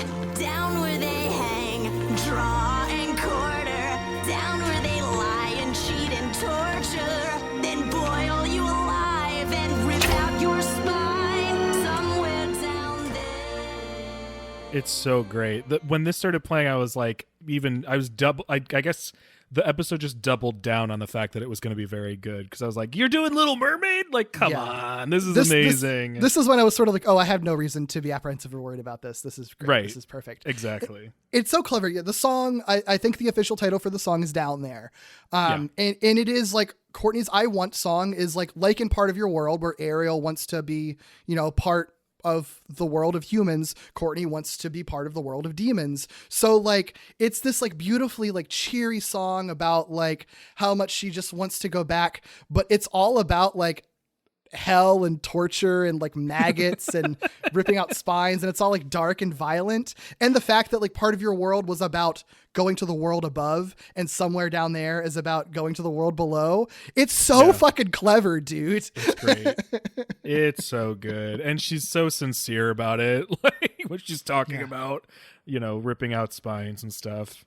Yeah. Oh, Courtney. I'll be one of the guys with the Lord of the Flies in Beelzebub's bachelor pad. Is it true they have floors for each sin there? 'Cause I'm one depraved sinner indeed. You see, deep down inside, I'm envy and pride, wrapped gluttony, sloth, lust, and greed. Down where It's like, I'm one depraved sinner indeed. And then she just lists all of like the 7 deadly sins. Oh my it's God. fantastic. I love the Beelzebub's bachelor pad is such a great What a good way phrase. to describe hell. I love it. And her voice is amazing too, because it's like she has less gravel when she's singing, obviously, because how the Sure. fuck could you sing with that much gravel? Although Alex Brightman does it later on. We'll get to that. But Ask me in the intro of this episode. yeah, seriously. Seriously. Yeah. Still recovering. But even still, like, she still sounds like Courtney when she's singing, even though she loses some of that gravel. It's a really like delicate balance. And also she's just a really good singer. So like, it's great. It's just such a good ballad. I mean, Emily Osment, I do believe, releases music or has before. Yeah. So She's been, I know, I feel like I kind of undersold her by being like the Hannah Montana person. She has consistently worked like forever. Like she's never not been on a TV show or making music or something. Like she has done a ton of stuff. This is just another thing on her resume. So she's a very talented actor. Absolutely. And singer. So, and just one last thing, the end joke where she has her big, like, somewhere down there. Oh, and then realizes that she's singing to the sky and hell actually is literally below and has to change her choreography for a second to refer to the ground. So Great. funny. It's so funny. Somewhere down there. Oh,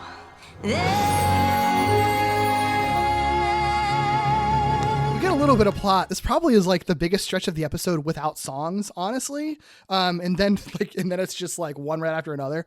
So like plot stuff, the trio discover that Pauline is holding auditions for her next body to possess, essentially. So like holding auditions for Pauline impersonators, so she can then possess that person for, I don't know, another like 10 years or something like that. This isn't that important to this episode, but like they find this out thanks to help from Barbara, who is like the person that Pauline had possessed for years, which I fucking love the joke of her name. Like, oh, I think it's Barbara. And then it's like, no, my name is literally Barbara. No one ever pronounces it right.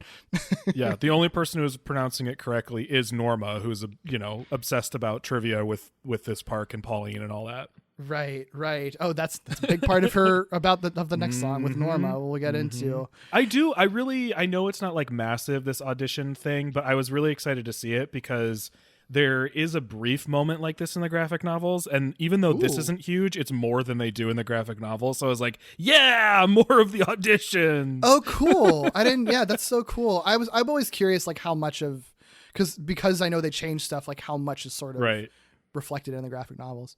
Yeah, it's like if it were in reverse, it would feel like the graphic novel were just like making a reference to this. Like it's very short. Oh, that's interesting. So this really is sort of like expounding on an idea that the graphic novel had, essentially. Yeah, that's interesting. It lets it breathe a little bit. I think there was one of the folks auditioning says something about like, you helped me through one of the hardest times in my life or something like that. That's like directly from the book. Oh, that's fun. like, yeah.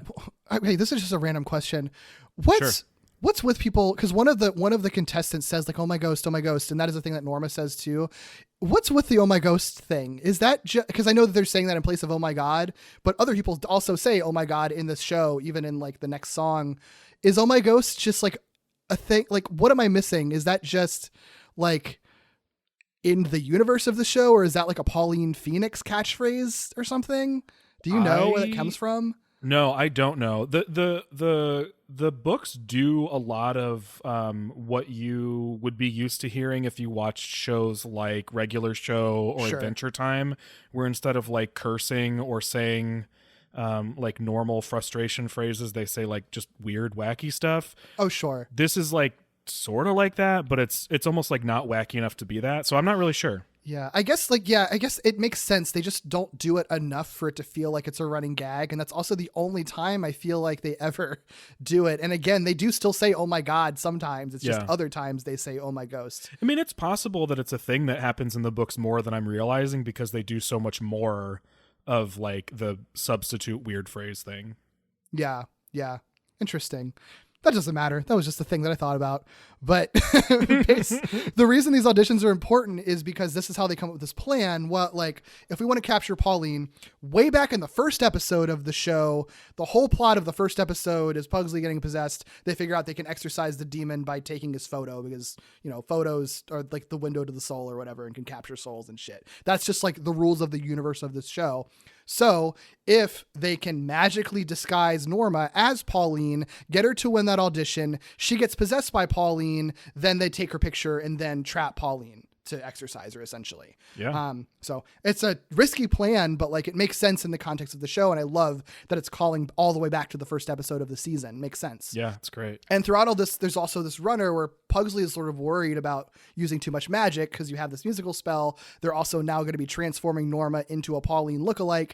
That's a lot of magic. And the other thing that's been a runner from the way back in the first episode is that after like the one time he was possessed by a demon, there is like a piece of that demon basically still in his body. And that's, you know, where he gets his ability to use magic and talk and stuff from. But the more magic he uses, the more likely that demon will be able to like fully take over. So that's a thing just to like put a pin in for later for this episode. Classic. Messing with dark magic there. Yeah. One more thing before we get to the next fucking rockin' song, just this montage of the auditions that we were sort of referring to. So when you get your Frozen reference that I think you were referring to before. Oh my ghost, oh my ghost. I can't believe I'm here. You got me through the toughest year of... Next! Wrong! Let it... Go! Now! Oh, anything but that! What's wrong with you? Because someone starts singing Let It Go for like just a half a second, not long enough for them to get like dinged for copyright or anything. You just hear a couple of words, but it's enough to know what she's singing. And then you have Pauline who's like, no, anything but that. And my favorite part of it is that she just says, what is wrong with you? I know. It's so funny. It's so brutal. It's great. I mean, she knocks them all down like immediately. It's so funny. Except for one who is Norma, disguised as like a perfect interpretation is what I almost said. I think I was combining imitation and interpretation. A perfect imitation of Pauline, which leads us to her performance, which is so far the only song that's been released officially, My Frankenstein. I'm standing here before my idol. Been your devoted, your disciple. This moment played in my imagination about 100,000 times. And all the trademarks that define you, I must have built 1,000,000,000,000 shrines to. It's kind of crazy, you can still amaze me. I've seen it all so many times, like OMG Pauline. You know that moment in that scene when you danced your way on the screen. Well, you made me feel so seen. You're my Frankenstein, and I'm your monster. Your films gave me life like lightning and thunder. Oh, the world can feel like a storm, and my bedroom is the eye. And it's a great song. It's good. But so are the other ones. They picked, if they could only release one, I think they picked the right one. I think there's an argument so. There's an argument that this is the best song in the musical, and it's also I think the most like widely accessible. It's just a really bopping earworm rock song. Yeah. Like, and it's very good. But what I love about it is that it's also just like so entrenched in Norma as a character. Because like this whole song is essentially about how Pauline was like her hero, the media that Pauline made, the movies and everything that Pauline made. For Norma was sort of like this like rock for her, right? Because it's been well established that Norma has a lot of anxiety. I think it's like canon that she is on the spectrum. So like Pauline was sort of her hyperfixation, and to learn that this person that like she has been so heavily attached to, even in a parasocial relationship kind of way, to learn that person is like almost literally a monster is like almost reality breaking for Norma. And that's been a thing that she'd had been dealing with for the last couple of episodes before this.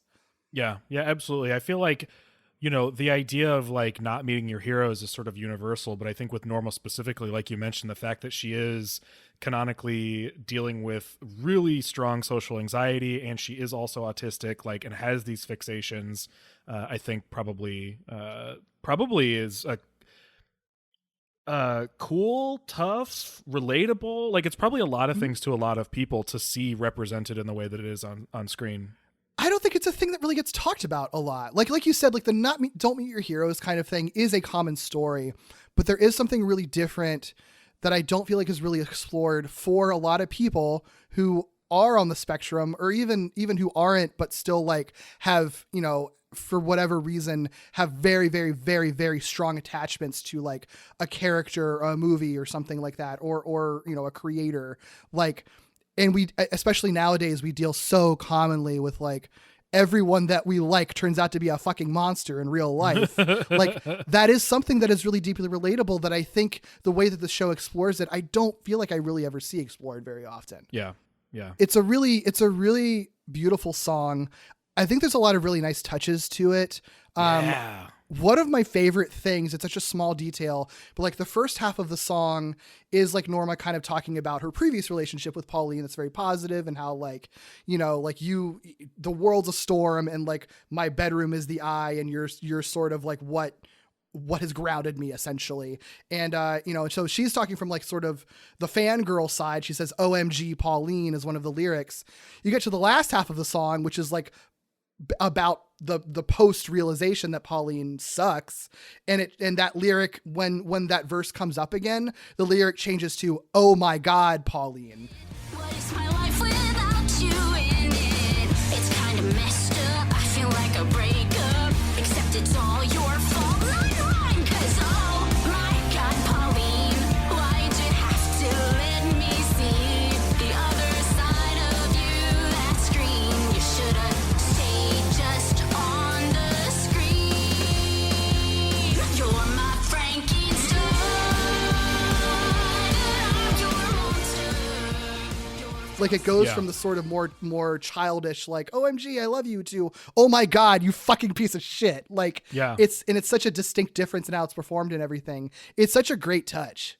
The way they escalate this song in pretty much every way is so good. I mean, the lyrics themselves, like you're pointing out, to the actual like performance of it, to even just what they're animating when or how. Like, when I was talking about little camera flourishes, one of my favorite things about this particular song and number is like, there's a moment where like they pull out like a mirror or something behind her, and it like shatters, and then that shot is like, you know, it's she's facing us, and then there's a shot that's behind her that is like all this intense shit happening, and the camera's like sort of shaking, and it's like there's not actually a camera there, but it really like intensifies what's going on to have things sort of feel unstable based on the camera work, for lack of a better term. It's really good.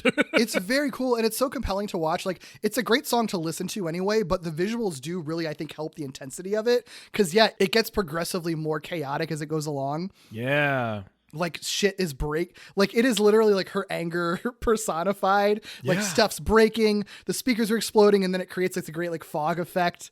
And then I love that you keep having these cutaways to like Badia running around trying to like stop everything from breaking, and then by the end of the song you just see her like in the background, like disheveled with broken glasses, just like in total shock of like what just happened just now. Yeah. I love when music is depicted as like an actual like physical force. It's so like cool. I love that so much. I'm such a sucker for it, and this song does that so well. It's so good. I also love that they like, even though she's disguised as Pauline, they play with that at first before they just really, you know, lean into it being Norma. Like, they kind of have, from Pauline's perspective, you know, she's seeing, you know, an adult actress, and then when they, you know, film or when they animate from behind Norma, you kind of see Norma instead. Like, they do some cool stuff to play with the idea that she's disguised. Especially going back and forth from the mirror and things like that. It's they do a really nice job with it.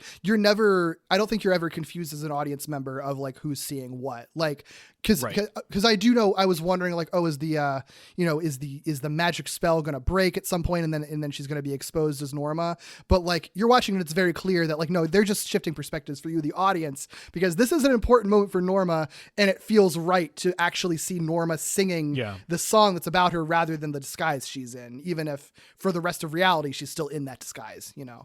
Yeah, I really thought the spell was going to break too, so I'm glad you said that. Yeah. It feels like it would have been perfect, you know. It would have been great. It would have ruined all of their plans. I don't know what would have happened in the episode after that, but you know. Yeah. Would have been a good complication. Yeah.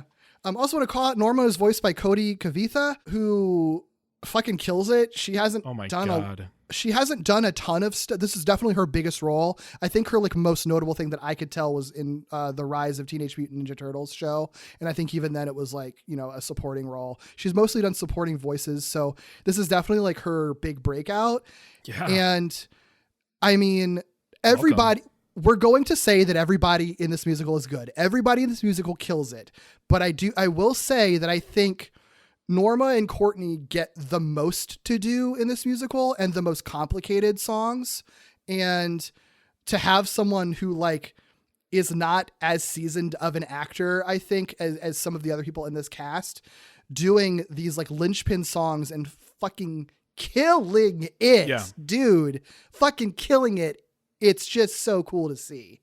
Yeah, well, it illustrates what we were talking about before. Like, everybody delivers their song the way they need to, but Courtney and Norma, like, rip their vocals to shreds. Like, it is, you know, they're just, it's powerful vocals, you know, as opposed to just, like acting the song. It's both, but the vocals are to be admired. Absolutely. Do you have any more to talk about this song before moving on to the next one? No, I'm very excited for this next one. It's very good. Because that's the other thing. This is then, because this song, there's like barely a break. No, I do have a question actually. Yes. What is there a specific inspiration to point to from a musical that My Frankenstein comes from, or is that one like a very original to this property? That's the one I couldn't quite figure out. Yeah, I can't really figure that out either. Not that I could tell, because I feel like it is just a straight up rock song, you know. Yeah. And there are plenty of like rock operas, so I guess you could just relate to any rock opera that exists that has rock songs, I guess. If there is a direct inspiration, which I wouldn't be surprised if there is one, I don't know what it is, because it just sounded like a very good rock song to me. Yeah, for sure. Yeah, and this is definitely, I think that is the only one that I couldn't really identify a direct correlation to. So, you know, we'll see. If you know and you're listening, chime in. I'm curious. Yeah. Yeah. Next song, this pretty much goes directly into this next song, because obviously Norma kills it. She wins the audition, so she's invited to Pauline's lair, which is so well presented. Like this sort of like walking through a hallway that ends up turning into this like ethereal, like floating realm in the void of space. It's so cool. Yeah, I like it. I like it a lot. Yeah, like her dressing room is just like floating in some alternate dimension, apparently. It's really neat. But this song, this is the titular Phantom of the Theme Park. I came to stop you, but now I long to feel that light again, to hear your siren song. Far too long, I've been trapped in the dark. Release me, Phantom of the Theme Park. Darling, could you do me a little favor here?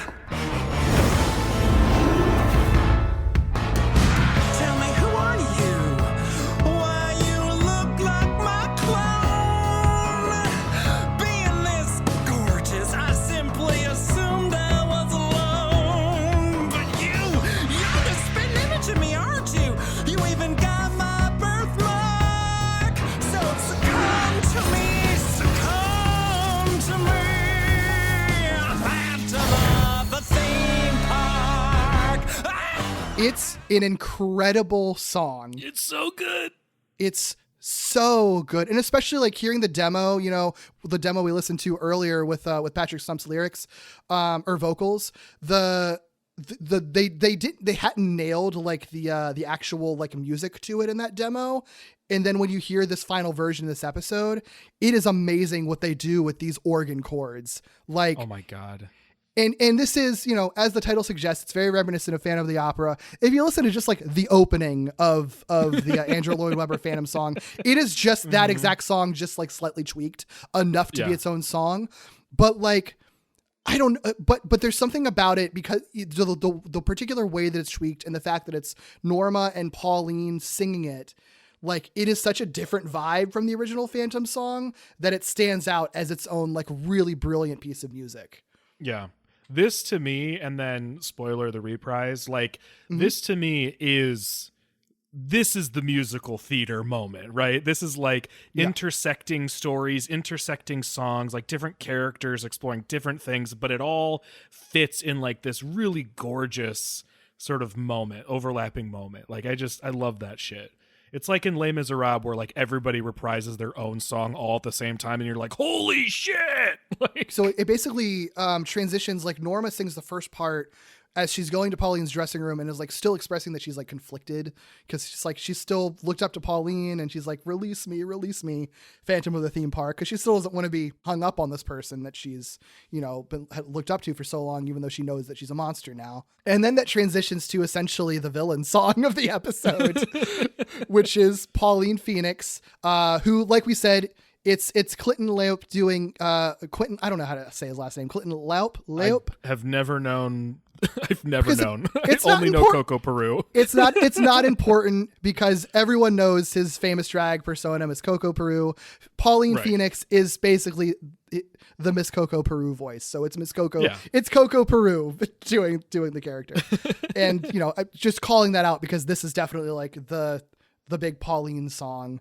It's like the plot song because this is Pauline possessing Norma, which is like really cool to see that presented as a song, like something that's kind of freaky. And it's really well done. Like the freaky moment when like you get a shot of like the Pauline magic disguise being possessed with like the green eyes. And then you see Norma like inside of her also getting possessed. Like it's really, it's a great visual. Yeah, I mean, it's obviously inspired by Phantom of the Opera, but it also calls to mind like really iconic Disney villain sequences, like in Little Mermaid, Ursula and Ariel, or in Princess and the Frog, Facilier and the Prince like have a cool sequence like this where like some sort of transformative thing is happening involving the villain. And it just, they nail that vibe while also having it be very Phantom. Oh God, no, you know what? That's such a great call out to like referencing like Ursula and Little Mermaid because, you know, Ursula is like inspired by drag queen. And then you have a drag queen voiced character also being very kind of like, you know, very like almost like flirty and touchy feely with like the person in the way that Ursula is like, it's that's such an interesting parallel. I didn't even think about that, but that's absolutely like part of the inspiration there. It's great. It's great. Yeah. Yeah, it's really good. And then the song continues. What friend? What's going on, Courtney? My heart is hellbound. Come on, I gotta go. I don't belong here. You know I meant below. Hey, Courtney. Hey, buddy. You're gonna make me sad, but it's over now. It's over.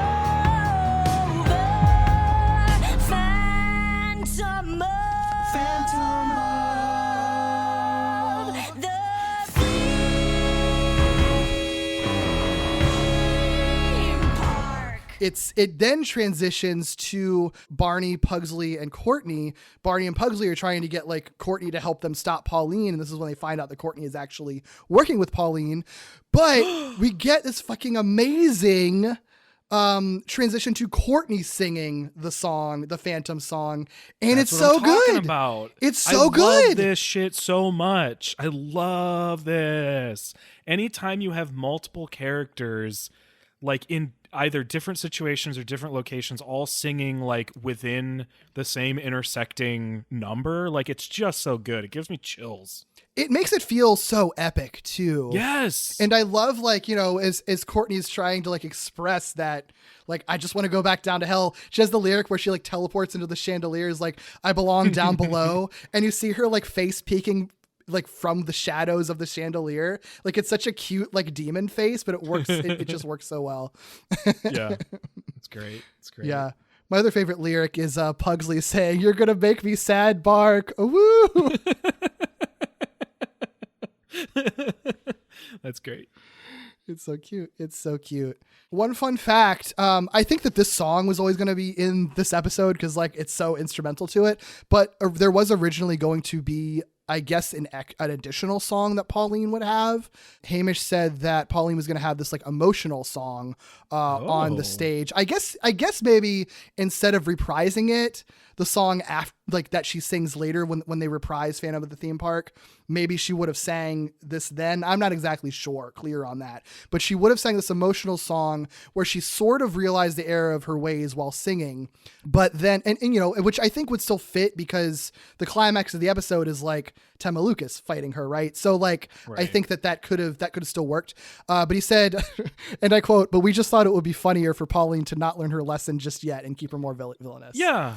I mean, like, I definitely get where that comes from, and I think it wouldn't have been an obstacle or anything. Like, I wouldn't have stopped and been confused, or, you know, it would have flowed fine. But I do think I'm with him on this. I think there's something about it that feels right for her not to necessarily, you know? Yeah. She's so obsessed with this, and she's been doing it for so long. Like, I totally get it. And I think it's more crushing for Norma, for Pauline to never get it, or not to get it, you know, at least in right this... Now. Yeah, in this moment. Yeah, or at least if she's going to get it, she's not going to get it on her own. So right. Yeah. No, I like it. It makes her a better villain in this episode too. Like, you know, you're most they're pulling from Renaissance Disney, and none of the Renaissance Disney villains were ever like, maybe I'm in the wrong here. Like, no, they're fun because they're evil the whole time. Right. So. Right. So, possessed Pauline shows up. Barney tries to take a photo, which was their plan to exorcise her. But Courtney and also Barney's skinny jeans stop this from happening. I love that bit that it's like these like high stakes of this like evil like ghost possessing monster, and he can't get his phone out because he can't pull it out of his pocket because his pockets are too tight. It's so funny. That's like maybe the one like thing about this that's like, oh, this was made by a millennial, wasn't it? Because if this were made by a Gen Z person, they wouldn't be wearing skinny jeans, and Barney wouldn't be wearing skinny jeans. Oh no, my Jinkos, my pockets are too deep. I can't reach my phone. Oh, you went in the other direction, didn't you? Yeah. Yeah. So the plan fails. His phone gets taken away. He and Pugsley get thrown into the dungeon that apparently exists in this theme park, I guess. I buy it. Buy it. I wouldn't be surprised if this was technically like an exhibit or like an attraction or something, you know? Sure. It's a weird theme park. Why not? It's a very weird theme park. It's a very weird theme park. There's a lot of questions that I have about how the theme park works, but that's fine. But yeah, the dungeon is being guarded by Logs, who is Barney's love interest. So, you know, there's an easy opening, right? Like if they've already flirted throughout the season. So Pugsley is like, hey, I ship you two. I think you should get together. You should just like talk to him. He's going to let you out because you like each other, right? Mm-hmm. And that leads us to Barney's love ballad about Logs. Can't you talk to Logs? Sweeten him up? Have a little flirt? Shh, he'll hear. You do like him, don't you? But, Logs thinks I'm a traitor now. So, he's just... A bit more of a challenge, but still objectively a dreamboat? No. It's not like I sit around just obsessing about his deep brown eyes.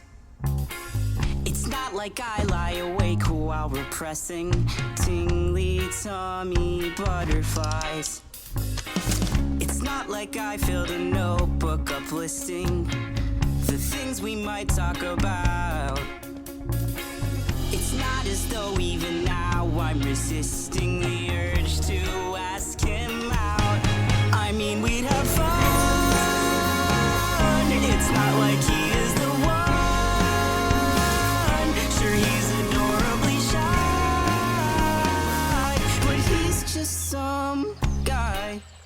Oh, scandalous.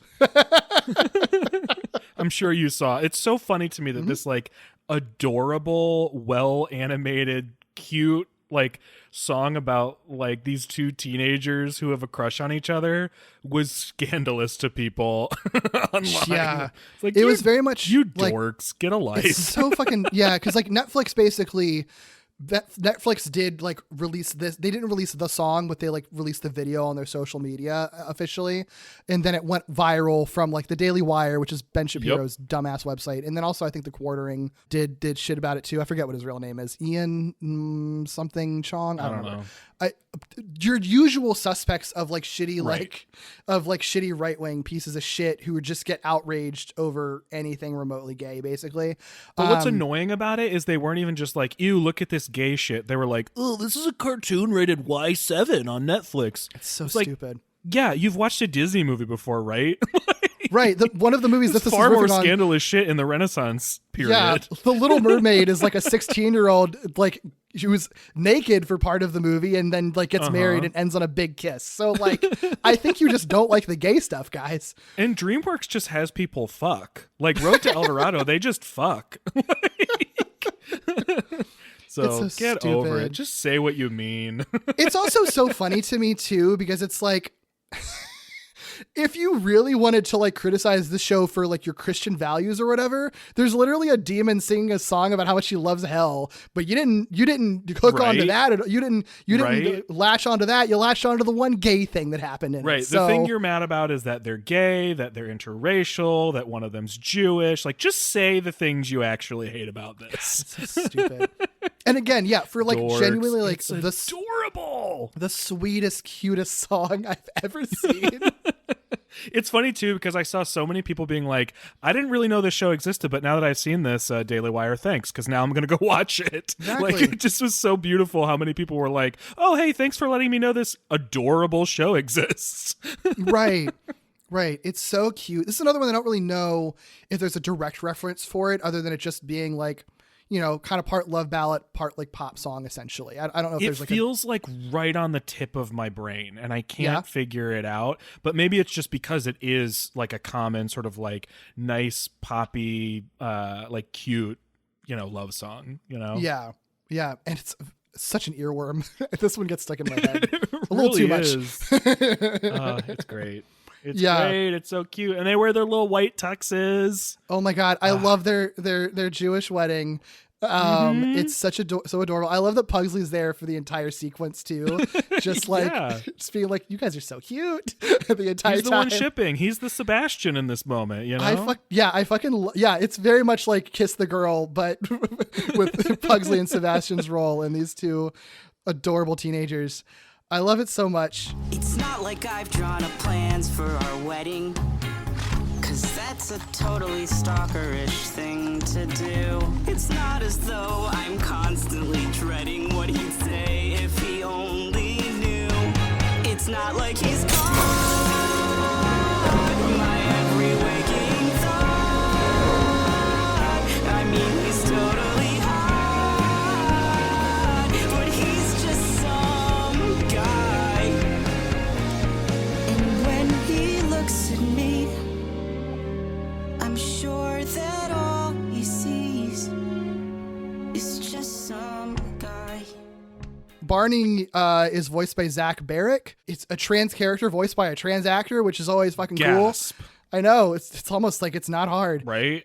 And I think his most biggest roles before this were a pretty minor role in Spider-Man Far From Home and then like one episode of Transparent. So this kind of like Norma's actor, I think this is probably his biggest role and big breakout. He's also a very good singer. Yeah.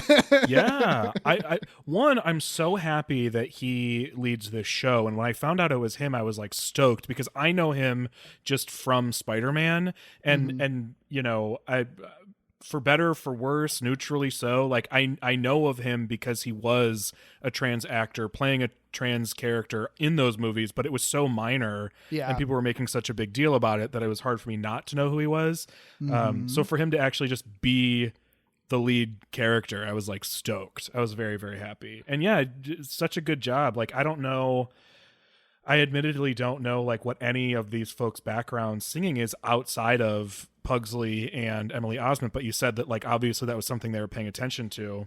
Mm-hmm. So I'm glad. I'm just very glad. Yeah.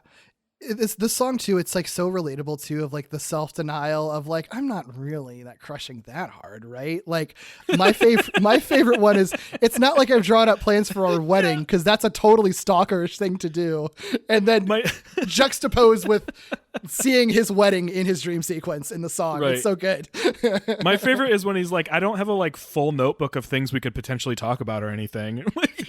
And then they cut to Pugsley like cute eye rolling, where it's like, oh my God, you're so in love. I love his cute eye roll. It's my favorite thing. It's so good. It feels very much like a character on stage who isn't singing in the moment, but needs to be like reacting to the person singing in the moment. Like they nail that little body language of people on stage who aren't the focus. It's so good. It's so good. And all the pictures in his album. Oh, I know. They're so adorable. It's so adorable. It's great. After this song, Barney works up the courage to talk to Logs, but it's like in this very funny, like super fast delivery of like literally the entire plot of everything that's ever happened on the show. Did you say something, Barney? Yeah, Go on, say it. Logs, Pauline is abducting impersonators. She abducted Jennifer Swan and she's gonna do it again. This whole comeback show is an act, a scam. She locked us up because we found out. I swear we have to stop her. Also, you're really cute. Wanna go see a movie or something? I knew it. About Pauline? No, that you wanted to ask me out. Which like Pugsley face palms immediately after, which is very funny. I need to know how many takes that took Zach Barrett. Dude, seriously, so many words. He does such a good job, and it would be so hard to do. Yeah. And then like Logs is like, okay, well, I'm like totally unfazed by like the whole evil ghost Pauline stuff. Don't care about that. Yes, we should absolutely go out. This is 100% what I wanted. Here, let's go. Like, it's great. I've been trying to ask you out all summer. I've been trying to ask you out all summer. Cuties. Very cute. I love them. Love them together. They're adorable. That leads us to the reprise of the Phantom of the Theme Park song. Oh. It's really cool. It's so short and very brief, but it's like so fucking epic. Yep. Love a reprise. Come on, kids, you all know the words.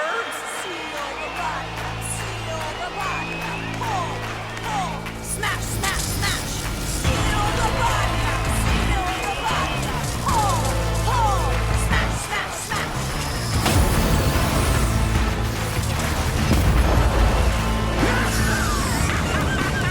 Bring me my encore.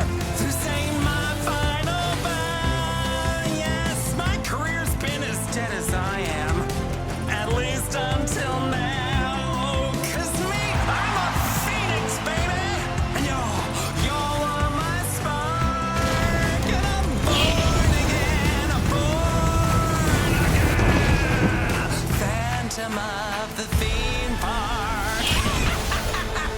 Bless your heart. It's Pauline's concert. The entire audience is there. The entire audience is chanting this like "seal the body up" chant, which is a thing we my heard back God. in the first episode too. Like it's a thing that I guess permanently seal the possession or whatever, right? So It's so creepy. It's very creepy. Courtney's also like helping cast the spell, and so like the seal the body up thing happens, and like there's this really cool moment. It like transitions into like a more bigger bombastic version of the Phantom of the Theme Park song, and this is like an even more villainous version of it. She's like, "I'm a phoenix, baby, and born again." As she's I like know, that floating. born again is just like, it hits so right. Yeah, it's so good. I mean, that Coco Peru fucking nails the like the Crushes. villain delivery with that, and she's like floating in like green energy and everything. It all looks so good, and I also love like the really like cool like. Again, I hate using the word epic so much, but like it does feel like that. It's very dramatic. Like the cutaways to Barney and Pugsley like watching this happen and then deciding to like run on stage to confront them. It's so cool. I love it. Yeah. Also, Patrick's parents and brother are there just to up the stakes. So, Yes, they're in the audience. yes. Just to make it more dramatic. It's been an ongoing thing, and so it makes sense for them to be here, especially with everything going on. But It is just funny that like they just cut and they're like, oh, they're here too. Yeah. Anyway. Yeah. Just keep putting that for later. Yeah, it matters it just for doesn't later. matter a whole lot until later. Right. Or even I think the next episode. Yeah. But they got to set that up, so it's good that they're there. So it's fine. It makes the ending that much more, dramatic when it happens. Yeah. Do you of the good musical, or even I guess the bad ones, musical episodes of other TV that you remember or watch or whatever, like do they do like these cool like multi-scene, big multi-character intersecting numbers like this show did? Some like the Buffy one does it a couple of times, but like the extent to which this one does it, I don't feel like is that common because I think they're hard to do, that requires a lot more moving parts, especially when it's like different. Yeah. Hard to write. Different characters and different scenes are going to be hard to shoot in live action. So I don't think it happens as much. And I do think that like, this is a weird thing, but like, I feel like a lot of musical TV episodes don't do reprises very much either. But I love a reprise. I do too. Again, like Buffy does that, but that's also like the top tier example of it. A lot of them don't really, or at least, maybe it'll be like the song at the beginning and the song at the end or something like that. This episode reprises stuff a lot, and it's always in a different context, slightly tweaked, and often like joined by another singer in a way that makes the whole thing feel like such a really great cohesive whole. Yeah, well, to me, exactly. To me, those moments are what make it a cohesive musical, whether it's one episode or a 2-hour musical or whatever the case is. Like, that's the stuff that brings things together and makes it feel like a whole piece. And I feel like throughout this whole episode of television, as it builds and builds and builds, like, you really don't feel like anything is left behind or like out of place or anything. Like, it all fits together. And I think no surprise. Again, the people writing this crushed it, but like, it's so good. Yeah. So Barney and Pugsley try to convince Courtney to like help them stop Pauline instead of helping her. They kind of make her realize that like, if Pauline like needs you for this simple ass sealing spell, how do you know she can like send you back to hell? And Courtney's like, shit, I guess I've been used, haven't I?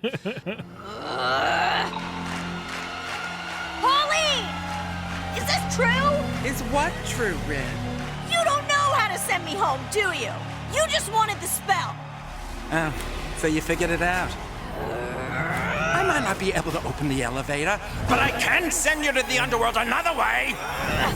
Bring it on! So she confronts Pauline for using her, and they start to fight. My favorite thing is like, Pauline's like, yeah, I guess you figured I was lying. I might not be able to like open that elevator to hell, but I can send you to the underworld another way.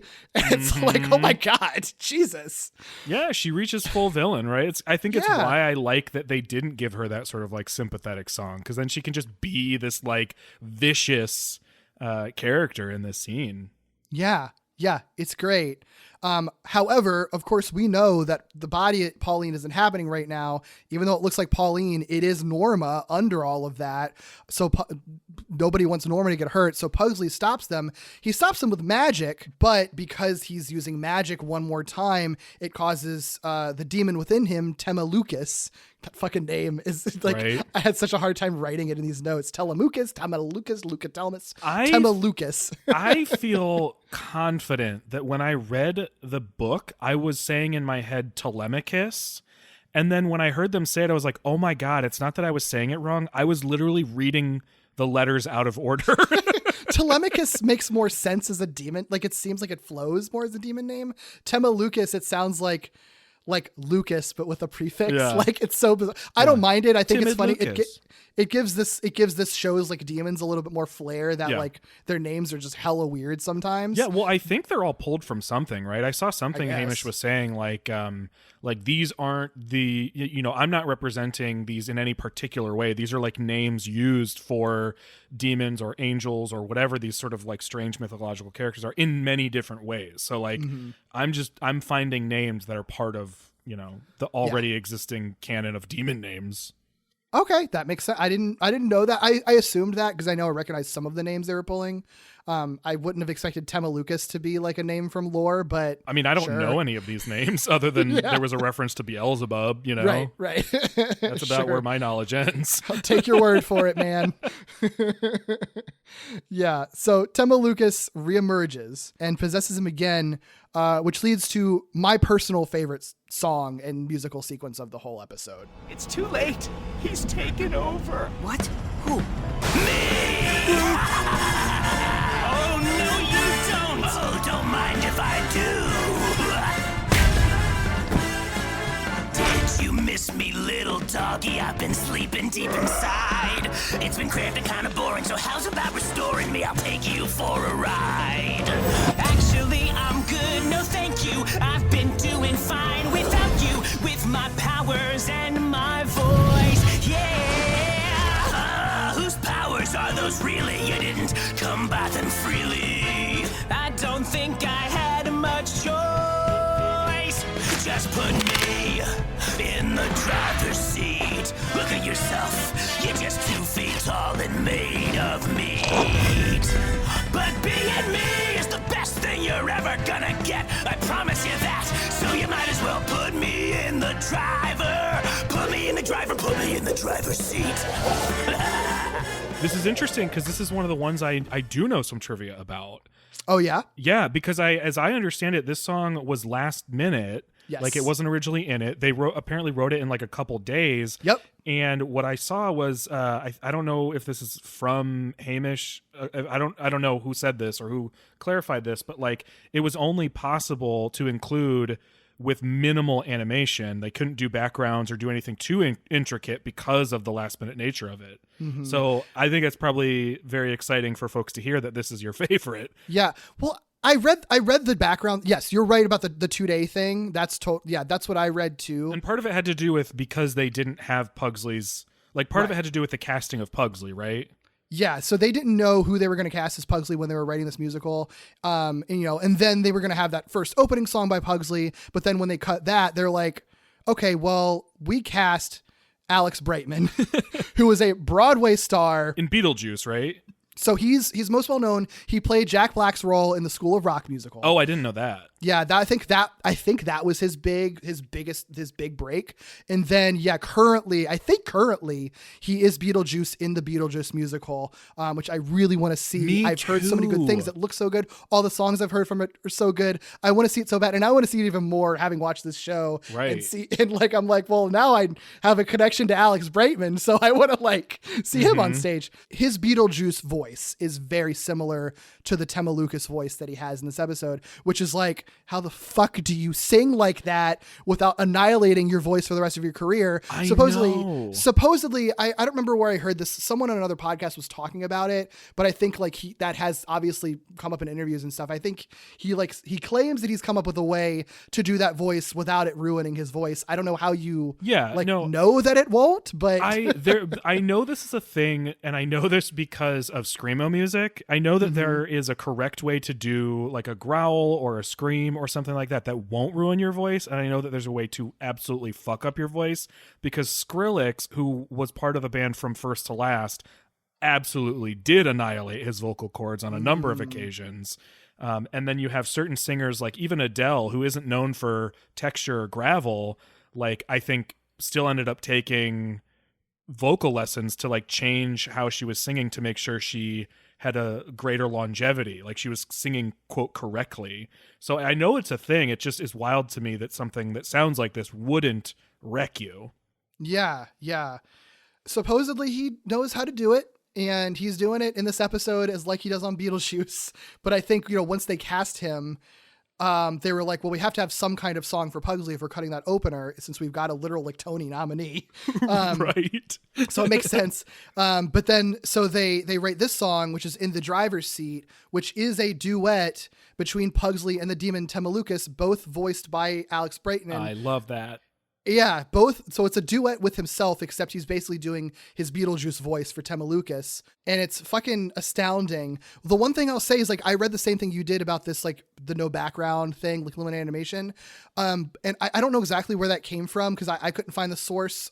I almost am the no background thing makes sense, but I almost can't imagine the limited animation thing being true because the animation in the sequence is like fucking visually stunning. So like, I don't like, it's kind of like, it seems like it was still an incredibly complicated sequence to do because it's like, this is basically a riff on, I think, the most reminiscent of Friend Like Me from Aladdin. Yes. Both visually and musically. Yeah, strong vibes. Yeah, except it's also like a villain song instead of like the genie friendly singing. It's like a demon like basically manipulating Pugsley, be like, no, it's cool. I know I used to be evil, but like I'm good now. I'll help you. You need me to help you. You can't do this without me. I promise I'll give you your body back after it's over. It's fine. So that Pugsley will like eventually give way to it. I never asked for you inside me. I might just kick you out. And I could really do without this demonic little plot twist, cause Norma needs me now. Your bark is bigger than your bite, kid. She's gone unless we're united. So come on, baby, give me that wheel, yeah. No, last time you tried to kill us. Well, that was then. I beg forgiveness. So tell me, Pug, do we have a deal? Just put me in the driver's seat and you'll give it back. Oh, sure, I'll put you back in one piece. If being you is the only way we stop Pauline, I guess I better put you in the driver. Put me in the driver. Put you in the driver. Put me in the driver. Put you there in the driver's seat. The reason I love it so much personally, the concept of it being like one singer having a duet with himself with two totally different voices that he had to record separately because they layer it over each other sometimes. So I can't imagine how complicated it was just to record this song. But then that on top of it being like this really fun villain manipulation song on top of the visuals of it taking place inside of Pugsley's mind in a black void, which you know is the shit that I love. I love this like battle to the center of the mind stuff.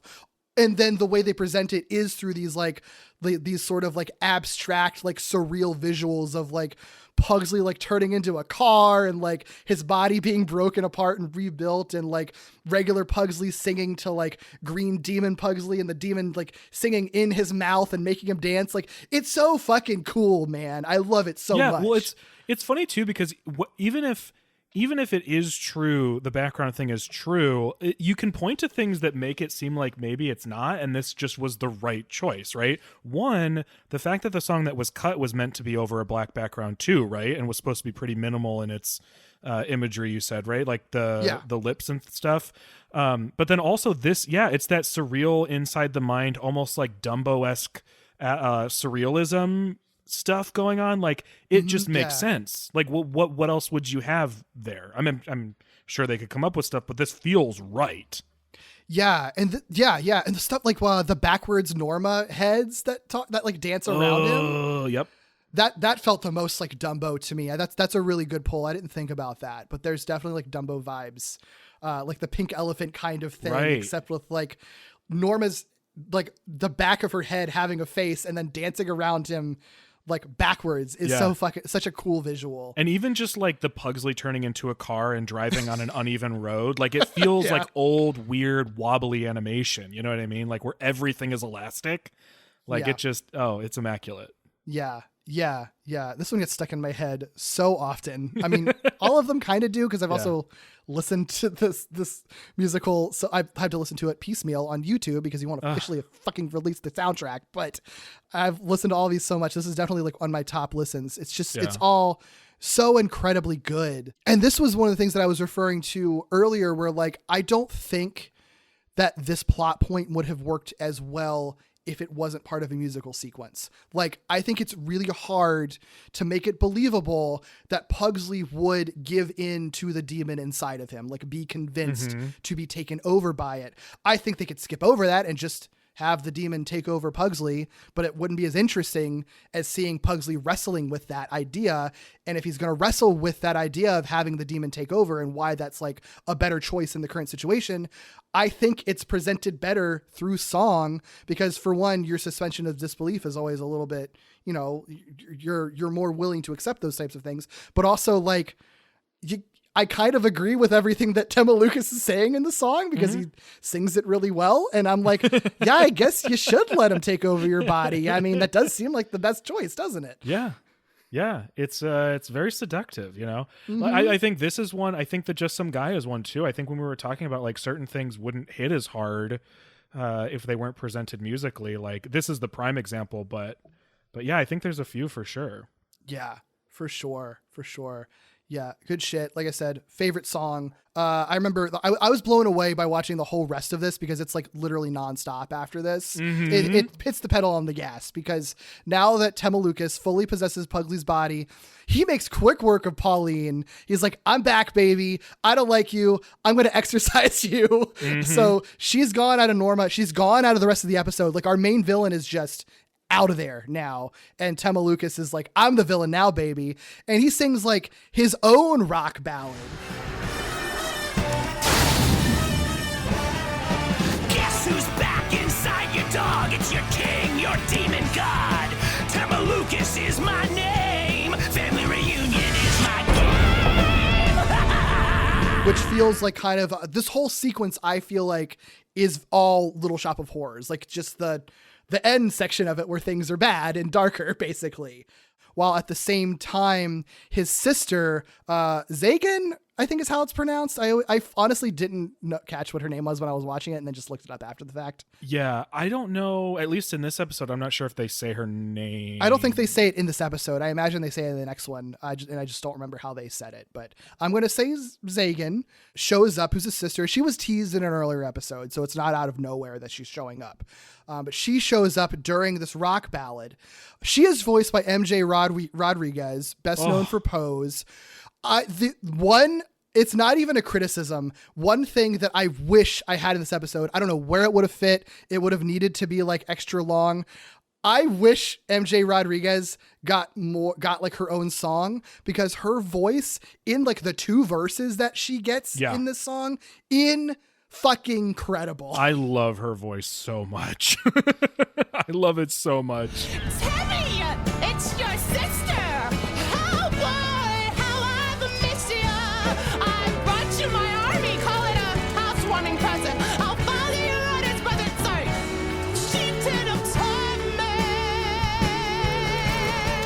It's like she's like, oh, I have like literally like 2 lines of 2 verses of a song.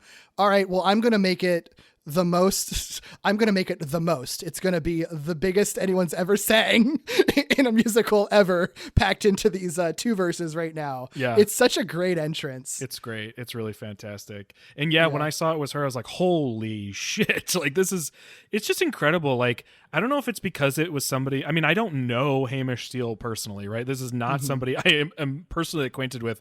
So I don't know if this is just because I followed him on Twitter that there was that sort of familiarity, but like seeing the people that are involved in this, I'm just like so happy. I'm like, holy shit, you got this person. Yeah. Holy shit, you got this person. Like it just feels bigger for some reason. I don't know.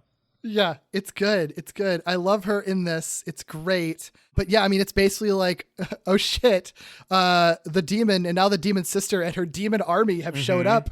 That's not good. That's very, very bad, actually. And then their rock ballad is cut off by Courtney, who reprises Down There very dramatically in a way that like flows extremely well into the rock song that they were just singing. No! It was I who actually did it. Put your brother inside of this mutt. Get your demon cuffs off me, 'cause I wanna go down, down, down, down where I'll finally feel I belong. Down where I'll never sing another song. Please wipe my slate of all my mistakes. Somewhere down there.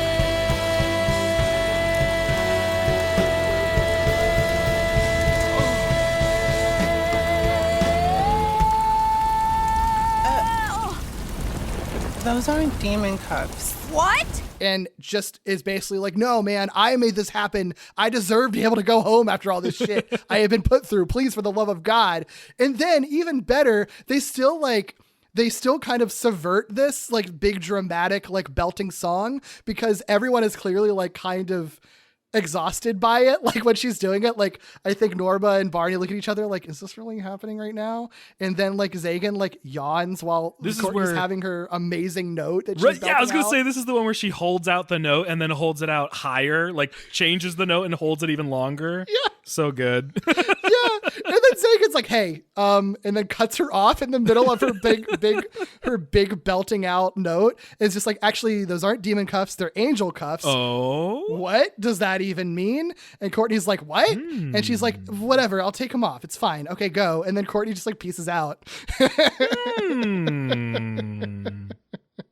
It doesn't matter for this episode other than the fact that like Courtney is actually getting what she wants, which she's literally getting the resolution of her I Want song. Yeah. She pieces out. And then just to like basically be a jerk, Zagan just turns everyone in the audience to stone, including Barney's parents, which is, you know, a reason why they were there. It's all kind of funny how it plays out. She's like, stop talking. And I'm like, shouldn't the entire audience be like screaming and terrified right now? I don't really understand, but I think they do the thing where this is another reason why the parents are there, probably because it's somebody that we recognize and whatnot. But like, I think they do the whole thing of like, oh, why is Barney in the show? Yeah. And Patrick does say like, it's not a show, but it at least gives us somebody that we recognize to I guess we're supposed to give them the benefit of the doubt because we know who they are and they're saying like, oh, what an interesting spectacle all of this is. Yeah, I guess you can imagine they're sort of like, oh, I guess this is an entire play, so we're not going to be cheering during this because we want to hear what these characters are saying. And then Barney's parents start like looking for Patrick and yelling out, where'd Patrick go? And it's like, so at that point, they are the only people that are just randomly yelling from the audience, which is how the whole stone thing starts. Everyone freaks out, starts screaming, everyone gets turned to stone. So there you go. That makes sense. I do wish, I mean, it's all very effective, but one of my favorite, but also favorite in that I appreciate it a lot, but least favorite in that it makes me so uncomfortable is when an audience isn't aware of the tragedy that's happening. Yeah. So if they had sold it even more that like the audience thought this was all like an amazing spectacle, like I would have simultaneously been very excited and very crushed at the same time. Yeah. The entire audience is literally everyone here is turned to stone except for Norma and Barney. Zagan and Temma Lucas and Pugsley's body just peace out and like leave. Deuces. Which is how we transition to our end song, which is a reprisal of Dead End, which then gets like mashed up with another reprisal of Down There. But days like today make all those other days seem mild.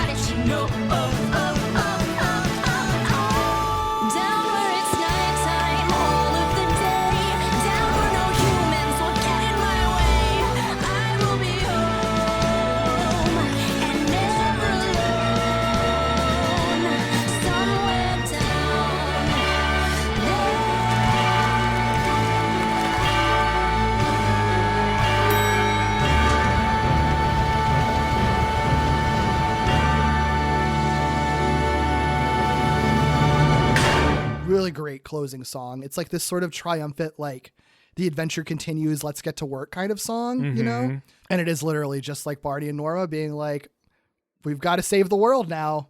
Let's do it. And then Courtney also getting what she wants. And the way that the two songs like merge together sounds really beautiful. It's again, very epic. Like the way that it ends, like it's really ending on like a high energy note. And then the elevators close as Courtney goes back to hell, just like a curtain closes on the end of a musical, real play. Crushed it. Bravo. Crushed it. It's so good. And then the end credits are like an instrumental of Down There, which it's really cool. Which is different from the rest of the series, right? It always has the same song except for this one. Except for this one episode, exactly. Which is great. Exactly. Yeah. Yeah. Yeah. It just, I mean, it ends with such a, like, it's a good cliffhanger, but it ends like in the way that even though the story isn't over, right? Like nothing is resolved at the end of this, but it still feels like the way you feel when you have finished seeing a great musical theater, right? Like you leave feeling this like tremendous like buildup of energy that's just been released like on stage in front of you, you know? It feels like the end of the first act right before an intermission, and you're just like, oh my God, I can't wait for more or whatever's going to happen next. Like I need to know what follows this up, which I think, you know, it's wild that this is the penultimate episode, but it also somehow makes perfect sense because, like, how could you not just be like so eager to know? I can't imagine this having been like a weekly drop on a network or something and just having to like wait a week after this number, be like, oh, I'm so energized right now. Seriously. I know, right? Yeah, it's good. It's good. I mean, and I think this is an episode that I feel like whenever I search for people talking about this show, this is like the number one thing that comes up all the time. Like this is, if anybody picks an episode to talk about, it's going to be this one at this point. And I think for good reason, because it really is it's so indicative of every good thing this show does. And it's also just generally just an incredibly impeccably well-made, high-quality musical, period. Not just musical TV episode, but just musical, period. Like I said, I have been listening to the soundtrack way too much over the past month or so. It really is like, you know, I want this show to get more seasons, at least a second season. I would love for it to get more. And you know, that's what I truly want. But if it didn't, like, there's so much this show already accomplishes in like outside of this episode, but if it never gets any other season, content, anything, just the fact that this episode exists and is something that can be referenced back to, that can be watched, can be celebrated, like it just like it's such a it feels like such a massive accomplishment. Yeah, it's so masterfully done. Yeah. Man. It's good. It's good. Did you have any other closing thoughts? Any other things we didn't talk about or touch on that you wanted to bring up? I mean, not for this episode specifically. So like my thoughts on that are done, but I because this episode is such a spectacle, I just want to, I guess, close with like, this show is very special. The whole show is very special. I think it tells stories that you don't often see in a way that you almost never see them. And every character has something that I feel like somebody out there hasn't seen represented enough.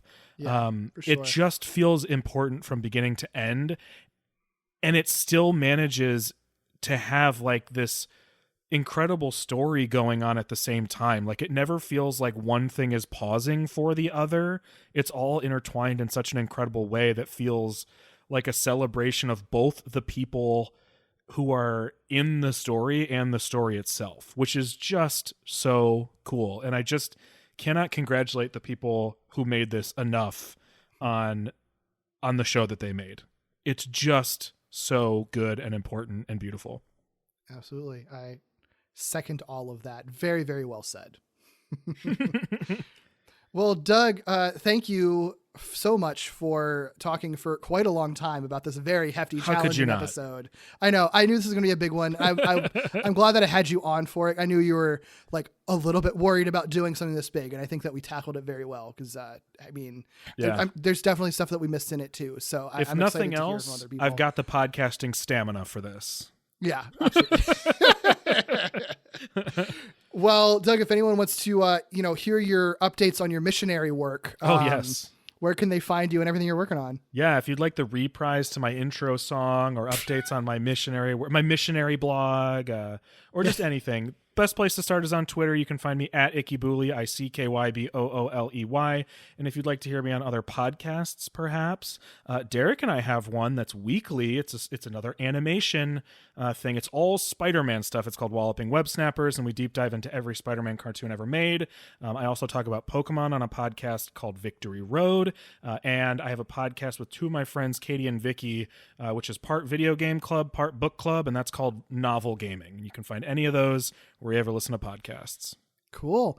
If you want to find me, you can find me on Twitter at Derek B. Gale. Doug already mentioned one of my other podcasts that I do with him, Walloping Web Snappers. You can also find another podcast that we do together called Falling with Style, an ongoing Pixar movie marathon, which is a monthly podcast diving into every Pixar film chronologically. You can also follow this podcast at Gimmicks Pod on Twitter and Instagram for some extra goodies, and email me your questions, feedback, and corrections to gimmicspodcast@gmail.com.